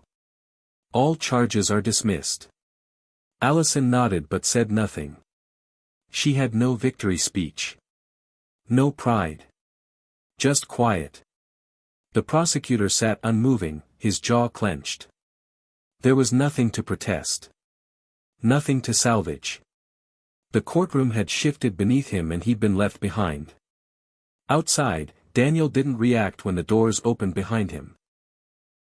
He didn't turn to see who had stepped out. But he knew. He recognized the shuffle of footsteps, the way the air moved when a crowd hesitated. Some of the jurors exited quietly, a few pausing to look his way. Some looked ashamed. Some curious. But most looked changed. He didn't meet their eyes. Not because he was angry. But because he didn't need anything from them. He never had. From the sidewalk, General Wyatt approached again. His cap was in his hand now, tucked beneath his arm. His uniform was damp but unbothered. He stopped a few feet away. You didn't have to come, Daniel said, his voice low, almost gruff. I know, Wyatt replied. They stood in silence for a moment. Cars passed on the street behind them. The courthouse loomed like a monument to systems that didn't always see the people inside them. You didn't have to say anything, Daniel added. Wyatt looked at him. That's where you're wrong. I should have said something years ago. Daniel finally looked at him, the faintest trace of a smile flickering behind his eyes. Yeah. Well. Better late than never. Wyatt let out a breath. You going back out to that trailer? Don't see a reason to move. You ever think about coming in? Talking to people? Letting them hear it? Daniel shook his head. I didn't do it to be heard. The general nodded. No. You did it to be right. Daniel turned toward the parking lot, his boots splashing in the puddles as he walked. Wyatt didn't follow. He just stood there, watching him go, knowing full well that silence wasn't absence. It was presence, made stronger by choice. Daniel's silence had not been empty. It had been full, of restraint, of dignity, of wounds too sacred to be put into words. Inside the courtroom, the seats slowly emptied. Outside, the courthouse steps began to clear. But the story would not fade. Not this time. Because for once, silence had been heard. And a man who had carried the weight of a nation's forgetfulness had finally been seen. The rain had lightened to a gentle mist by the time Daniel reached the edge of the courthouse parking lot. He paused beneath a maple tree, its leaves trembling under the droplets, and looked out over the town he had called home for years but never truly belonged to. Franklin, Georgia was the kind of place where people waved to each other on porches, where everyone knew everyone, and yet no one had ever really known him. Not the Daniel who slept light because of dreams he couldn't control. Not the Daniel who memorized exit points in every store he entered. Not the Daniel who never raised his voice because he'd once learned how dangerous his voice could be. He had never been the version of himself that fit this town's comfort zone. He had been tolerated, but never embraced. And now, after all this time, he wasn't sure that mattered. Behind him, footsteps approached. Not rushed. Not timid. Purposeful. Measured. He didn't need to turn to know it was General Wyatt again. The general came to stand beside him under the branches. Neither man spoke for a moment. The sound of distant thunder rolled softly in the background, like a memory returning from somewhere long buried. "Do you know," Wyatt finally said, "that when I got word of your arrest, I didn't believe it at first." Daniel glanced sideways but said nothing. "I thought, no, not Rig. He's too controlled. Too sharp. He wouldn't let it get that far. And then I realized that's exactly why you ended up here. Because you didn't let it get anywhere at all. You stood still. And they mistook stillness for guilt." Daniel nodded once. "It's always easier to believe the loud one." Wyatt laughed under his breath. "Yeah. The world's addicted to noise." The general took a breath and shifted his weight, then looked at Daniel not as a superior officer or a man delivering words from a podium, but as someone who owed a debt that had no formal repayment. "I knelt in that courtroom because I needed to say I was sorry. Not just for you, but for all the men like you. Men we trained to be strong and silent and then blamed for being too distant when they came back." Daniel's face didn't move, but the silence between them changed. It softened. "You didn't have to," Daniel said, his voice as low as ever but without the edge it had carried before. "I did," Wyatt replied. "Because we always say, leave no man behind. And we meant it on the battlefield. But somewhere in the paperwork and medals and speeches, we left you behind anyway. You came home and we disappeared." Daniel looked out across the road where an old church bell tower rose above the rooflines. "You ever think we weren't supposed to come back?" he asked. Wyatt was quiet for a long moment. "All the time." A small breeze passed through the tree, shaking loose a few leaves that floated down to the wet pavement. Daniel reached into his pocket and pulled out a small object, a coin, worn and dull, its edges smooth from years of being turned over in his fingers. He looked at it, then handed it to Wyatt. "You gave me this," Daniel said. Wyatt turned it in his hand. It was a challenge coin from their last mission together, engraved with a unit number and a date. His brow furrowed as he remembered. "You kept it. Always. You could have traded this in for a drink anywhere," Wyatt said, trying to smile. "I don't drink," Daniel replied. Wyatt nodded, holding the coin like something sacred. "You still walk the perimeter every morning?" Daniel let the faintest smile ghost across his lips. "Some habits are hard to break." Wyatt looked out over the courthouse one last time. "That courtroom will never be the same." "It shouldn't be," Daniel said. "Not after today." They stood there for another few minutes, the rain quiet now, more memory than weather. People passed on the sidewalk, glancing at them with a mix of recognition and caution, unsure whether they should speak. Most said nothing. They could feel the gravity. Two men standing under a tree in the rain, one carrying the weight of silence, the other carrying the guilt of having left it unacknowledged for too long. Then Wyatt stepped back and said, "You going to be all right?" Daniel turned to him fully now. "I've always been all right. The rest of the world's just catching up." Wyatt smiled. "I hope they catch up fast." He extended his hand, and Daniel took it. This time the grip was stronger, not born of ceremony or duty, but of something rooted in brotherhood. A handshake between equals. A silent promise that whatever had been broken wasn't beyond repair. Wyatt walked away first, boots splashing through puddles, posture still impeccable. He didn't look back. He didn't need to. Daniel remained under the tree, watching as the general disappeared around the corner, swallowed up by a town that still didn't fully understand what it had witnessed. He exhaled, long and slow, and for the first time in a very long time, the breath didn't carry the weight of everything he hadn't said. It was just breath. Simple. Human. Free. He turned and started walking, not back toward the courthouse, not toward his truck, but down the sidewalk, into the town that had once feared him. And behind him, the puddles rippled gently, reflecting a man no longer defined by chains. The sky had cleared by the time Daniel reached the edge of downtown. The rain had stopped, the clouds pushed back into the hills beyond the tree line, and sunlight filtered through in patches like forgiveness slipping through a door that had been shut too long. Daniel didn't rush. He walked slowly, not because he was tired, but because every step felt like part of something final. A quiet parade with no spectators, no music, no applause.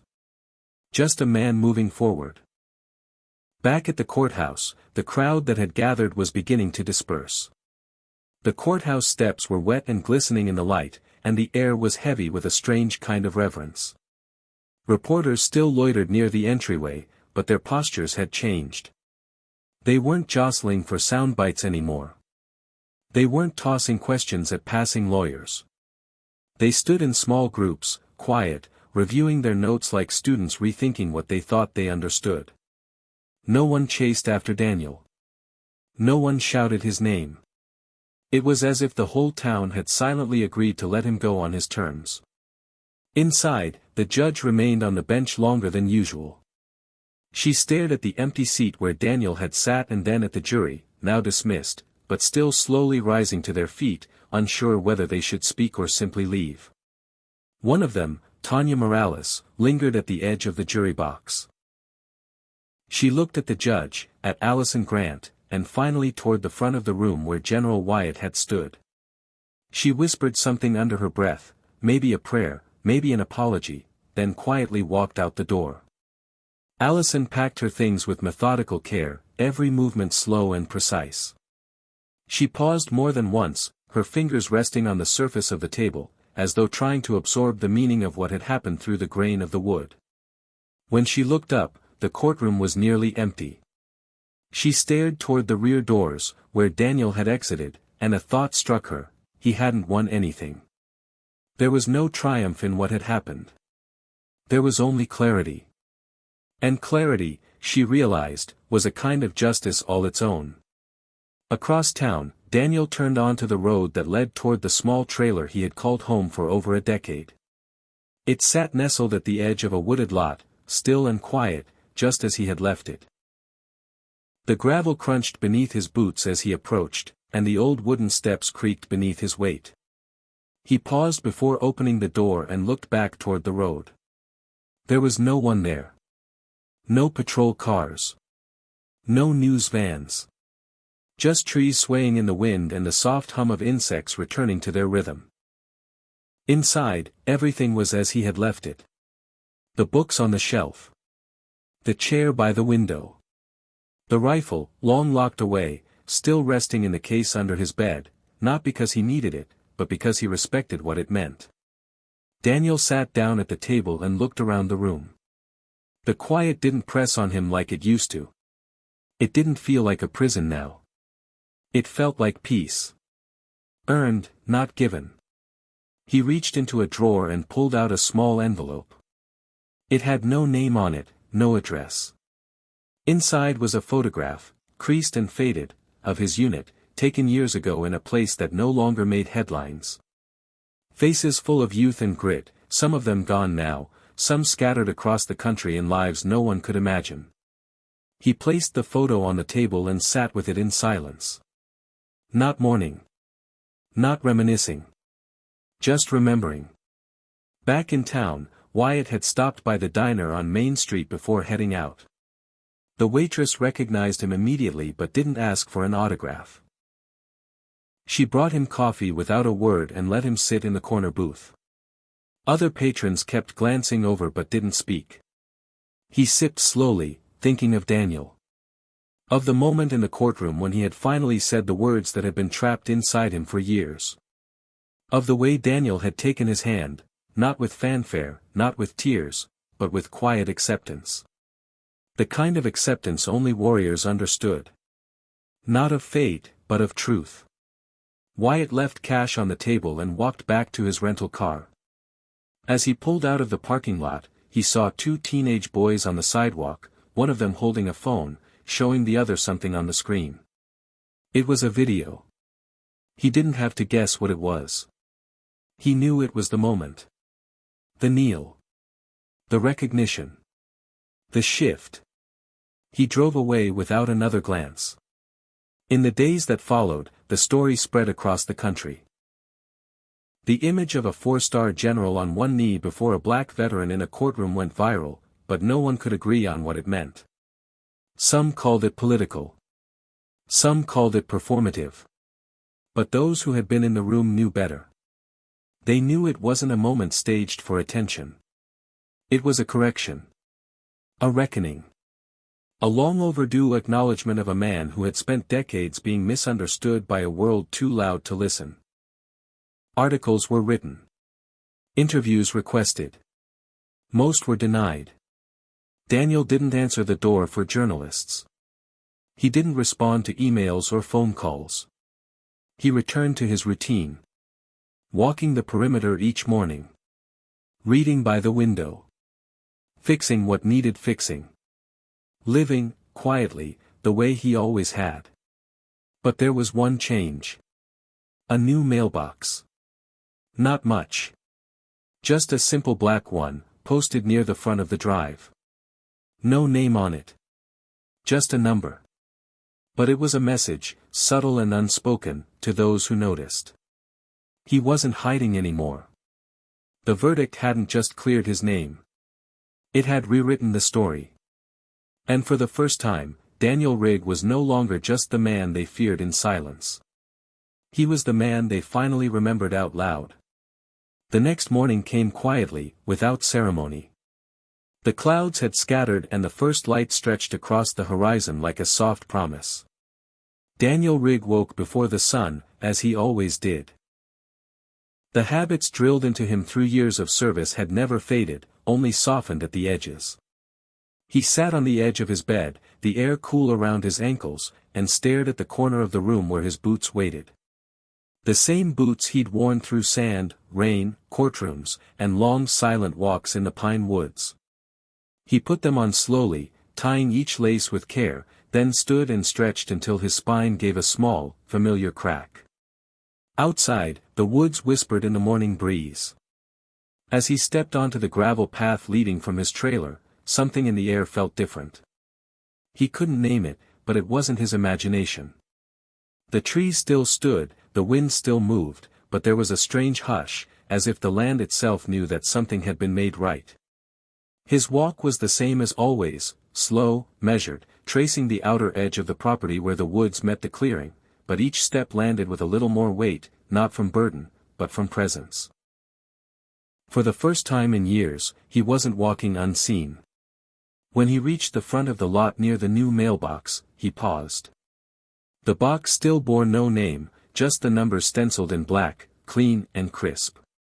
But beside it, something new had appeared. A small American flag, planted carefully in the ground. Not the cheap kind sold in bundles, but a thick cloth version, with solid stitching and a wooden post. No note. No signature. Just the flag. He looked at it for a long time, then reached down and adjusted it slightly so it stood straighter. Back in town, word had spread. Not through shouting, not through headlines, but through quiet repetition. People who had been in the courtroom shared what they'd seen. Those who hadn't, listened. And slowly, the perception of Daniel Rigg began to shift. The man who once evoked caution now evoked something else. Respect. Not the kind earned through speeches or handshakes, but the kind earned through survival. Through silence that had finally been heard. At the local diner, the same one Daniel had walked past 1,000 times without entering, the bell above the door rang as a group of veterans walked in. One of them, a wiry man with a faded airborne cap, set a folded newspaper on the counter. On the front page was the photo, the courtroom, the kneel, the silence. The waitress, usually chatty, said nothing. She just poured coffee and nodded slowly. "He's one of ours," the veteran said. Later that morning, Daniel received his first visitor. He heard the approach, gravel crunching under uncertain steps, and waited by the door. It was the boy from the courthouse, the same one who had stood with a phone in his hand and hesitation in his eyes. Now, his hands were empty. "Mr. Rigg?" the boy asked. Daniel stepped onto the porch. Yeah. The boy fumbled in his pocket and pulled out a patch, a small one, embroidered, the kind given out at ROTC programs. I wanted to give you this, he said.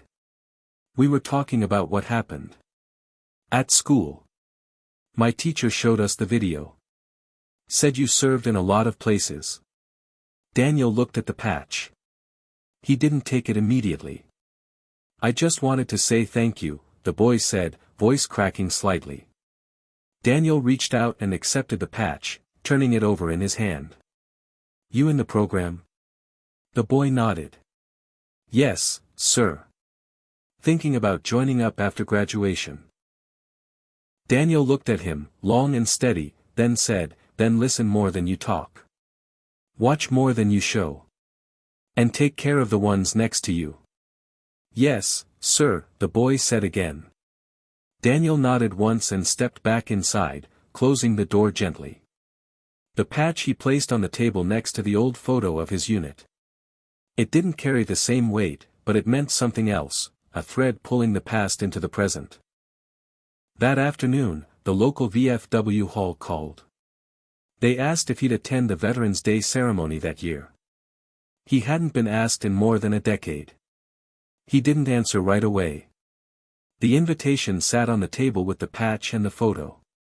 That evening, he sat beside it and stared at the 3 items for a long time. They formed a triangle that no one else would see. But to him, it was balance. At sunset, he walked back into town. He wore the same jacket, the same boots. But the people on the sidewalks didn't look through him anymore. A woman walking her dog gave a small wave. A man in a hardware apron tipped his head respectfully. Even the clerk at the gas station nodded, eyes soft with something resembling regret. By the time he reached the courthouse steps, the last of the daylight bathed the building in gold. He didn't go inside. He didn't need to. Instead, he stood there for a few minutes, looking up at the windows where people had once stared down at him with suspicion. Now they stared with wonder. Or guilt. Or maybe hope. He turned and began his walk back. This time, a few followed. Not out of fear. Out of respect. Not loudly. Just enough. And for the first time in many years, Daniel Rigg didn't feel like he was returning from war. He felt like he was being welcomed home. The morning after his quiet return into town, Daniel Rigg sat at his kitchen table, a chipped mug of black coffee in one hand and a stack of yellowing papers in the other. The trailer was still, save for the occasional creak of the roof contracting under the early sun. Outside, the trees whispered, leaves turning ever so slightly in the breeze, their movement soft as breath. Daniel laid the papers out one by one, smoothing the edges with calloused fingers. They weren't official documents. They weren't court files. They were letters. Some typed. Most handwritten. None had ever been sent. These were the words he never spoke. The stories he never told. Over decades, he had written them late at night when the weight of memory was too much to bear alone. Letters to men who never came home. To mothers he never met. To a younger version of himself who had once believed the war would be over the moment he stepped off foreign soil. But most of all, there were letters to the world. Honest, unpolished truths written in the margins of silence. They weren't crafted for sympathy. They weren't meant to change minds. They were there because, at some point, he realized the only way to keep from being consumed by everything he carried was to let it speak, even if no one else ever read it. He picked up the one dated August 17, 1994. The handwriting was tight, deliberate.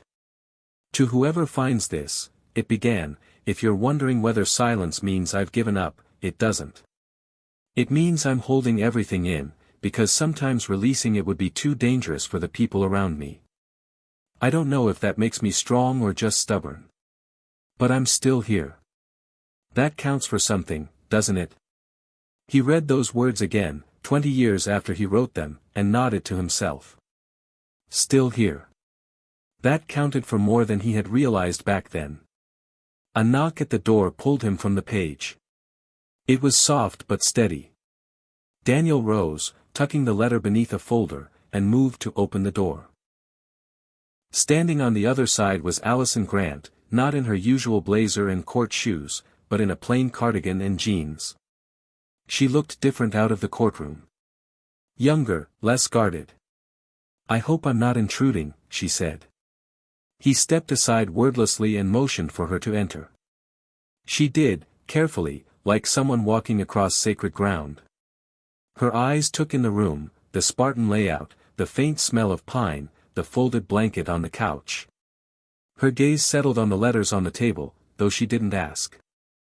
"I didn't come here to talk about the trial," she said as she sat across from him. "I came because I needed to say something off the record. Human to human." He said nothing, just waited. She took a breath. "I've worked in the justice system for nearly 12 years. I've seen criminals get away with things because of slick lawyers. I've seen innocent men railroaded because no one cared enough to ask the right questions. But I've never seen what happened in that courtroom. I've never seen silence carry more weight than testimony. You didn't ask for anyone to fight for you. And still, people showed up." Daniel's eyes didn't waver. He listened, not with skepticism, but with a quiet intensity that made words feel heavier. Allison continued. "I went home that night and couldn't sleep. Not because I questioned what happened, but because I realized how close we came to missing it. To missing you. And if General Wyatt hadn't come, we would have added your name to a long list of misunderstood men who were left behind by the country they served." Daniel's voice, when it came, was low and steady. "He shouldn't have had to come." "I know," she said softly. There was a pause, filled only by the hum of cicadas outside. Then Daniel reached for one of the letters on the table. He didn't hand it to her, just looked at it for a long moment before speaking again. "I've got more to say," he said. "Not for a courtroom. Not for the news. But it needs to be out there." Allison leaned forward. "You want to tell your story? I want someone else to hear it before I'm gone." Her eyes flicked toward the folder, then back to him. "You trust me with it? I think you know what it's like to carry weight that isn't yours." She swallowed hard, nodding slowly. "Then let me help." Daniel stood and pulled a second chair closer. Over the next few hours, he opened folder after folder, read pieces aloud, clarified what had happened and what had merely haunted him. He spoke not like a man reminiscing, but like someone finally laying bricks to a foundation that had gone unbuilt for too long. Allison listened. Sometimes she asked questions. Sometimes she didn't. But she always stayed present. As the sun began to drop toward the tree-line, Daniel placed the final letter back in its sleeve. He looked out the window, his face in profile, strong and etched by time. "I never thought anyone would care," he said. She smiled, tired but sincere. Maybe they just needed someone brave enough to remind them how. He nodded. And for the first time in years, Daniel Rigg felt what it was like to be heard, truly heard. Not as a soldier. Not as a suspect. But as a man. The ceremony was not grand. No cameras. No news anchors. No politicians seeking a headline. Just folding chairs beneath a quiet sky, a few flags gently rippling in the late autumn breeze, and a podium that had seen its fair share of forgotten speeches. The Veterans Day gathering at the small town's Memorial Park had always been simple, half-attended, mostly by the old and the loyal. But this year was different. They came early. They filled the rows. They stood in the back. Some brought their children. Others came alone. But every face turned toward the front with purpose. They weren't there to remember war. They were there to remember a man. Daniel Rigg stood behind the community center, adjusting his collar in the reflection of a darkened window. He had ironed the shirt himself, crisp and clean. His boots were shined, not because anyone told him to, but because there were certain habits he never abandoned. In his hand, he held a folded paper, one he hadn't decided whether to read. The words were his, but they didn't come easy. They never had. General Wyatt stood beside him, his posture as straight as ever, but his face softer, humbled. "They're waiting," he said gently. Daniel gave a faint nod. "I'm not a speaker." "You're more than that now," Wyatt replied. "You're a reminder." They walked out together. The crowd quieted. As Daniel stepped to the podium, a boy in the front row rose to his feet. One by one, others followed. They didn't clap. They didn't cheer. They simply stood, giving him the kind of respect that doesn't ask for attention. Daniel paused, nodding once in quiet acknowledgement. He looked over the crowd and found faces he knew, faces that once looked past him and now saw him completely. Allison was there, a pen in hand and a recorder in her lap. The boy with the ROTC patch sat next to his mother. Even the judge, robes gone, civilian now, sat near the edge of the gathering with her hands folded over her knees. Daniel unfolded the paper. His voice was gravel at first, but it carried. "I didn't come here for recognition. I never did. I came because I want you to remember something before it's too late. Not about me. About every man and woman who gave themselves to something bigger and came home with less than they left with." He paused, steadying himself. A breeze lifted the edge of his paper, but he held it firm. War takes many things. It takes blood, time, and peace of mind. But most of all, it takes voice. Not all at once. Piece by piece. Until silence feels safer than memory. A crow called in the distance. He waited, then continued. "I spent years thinking that silence was strength. That being invisible was the price I paid for surviving when others didn't. But it's not strength to disappear. It's survival, yes. But it's not living. Living is showing up, even when the world misunderstands you. Especially then." A woman wiped her eyes. A veteran lowered his head. "I was nearly sentenced for words I didn't say. Judged not for what I did, but for what people assumed I could do. That courtroom wasn't just about me.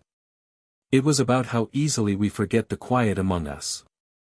The ones who walk differently. Speak rarely. Hurt invisibly." Daniel's hands never shook. His voice never cracked. Because these were not rehearsed lines. They were truths sharpened by years of silence. "There's a man buried outside Fallujah. He saved me once. Just a few feet and a second faster than a bullet. I never learned his name. But I've remembered his face every day since. I owe him. And I've carried that debt, same as I carried others, in silence."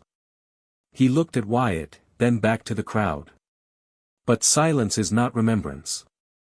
Silence is fading. And I refuse to fade." He folded the paper and placed it on the podium. "You don't have to salute me. You don't have to say my name. But if one day you see someone walking alone, back straight, boots worn, and eyes that speak louder than words, don't just look away. Remember." He stepped down. The crowd remained still. Then, slowly, someone began to clap. Just one. Then another.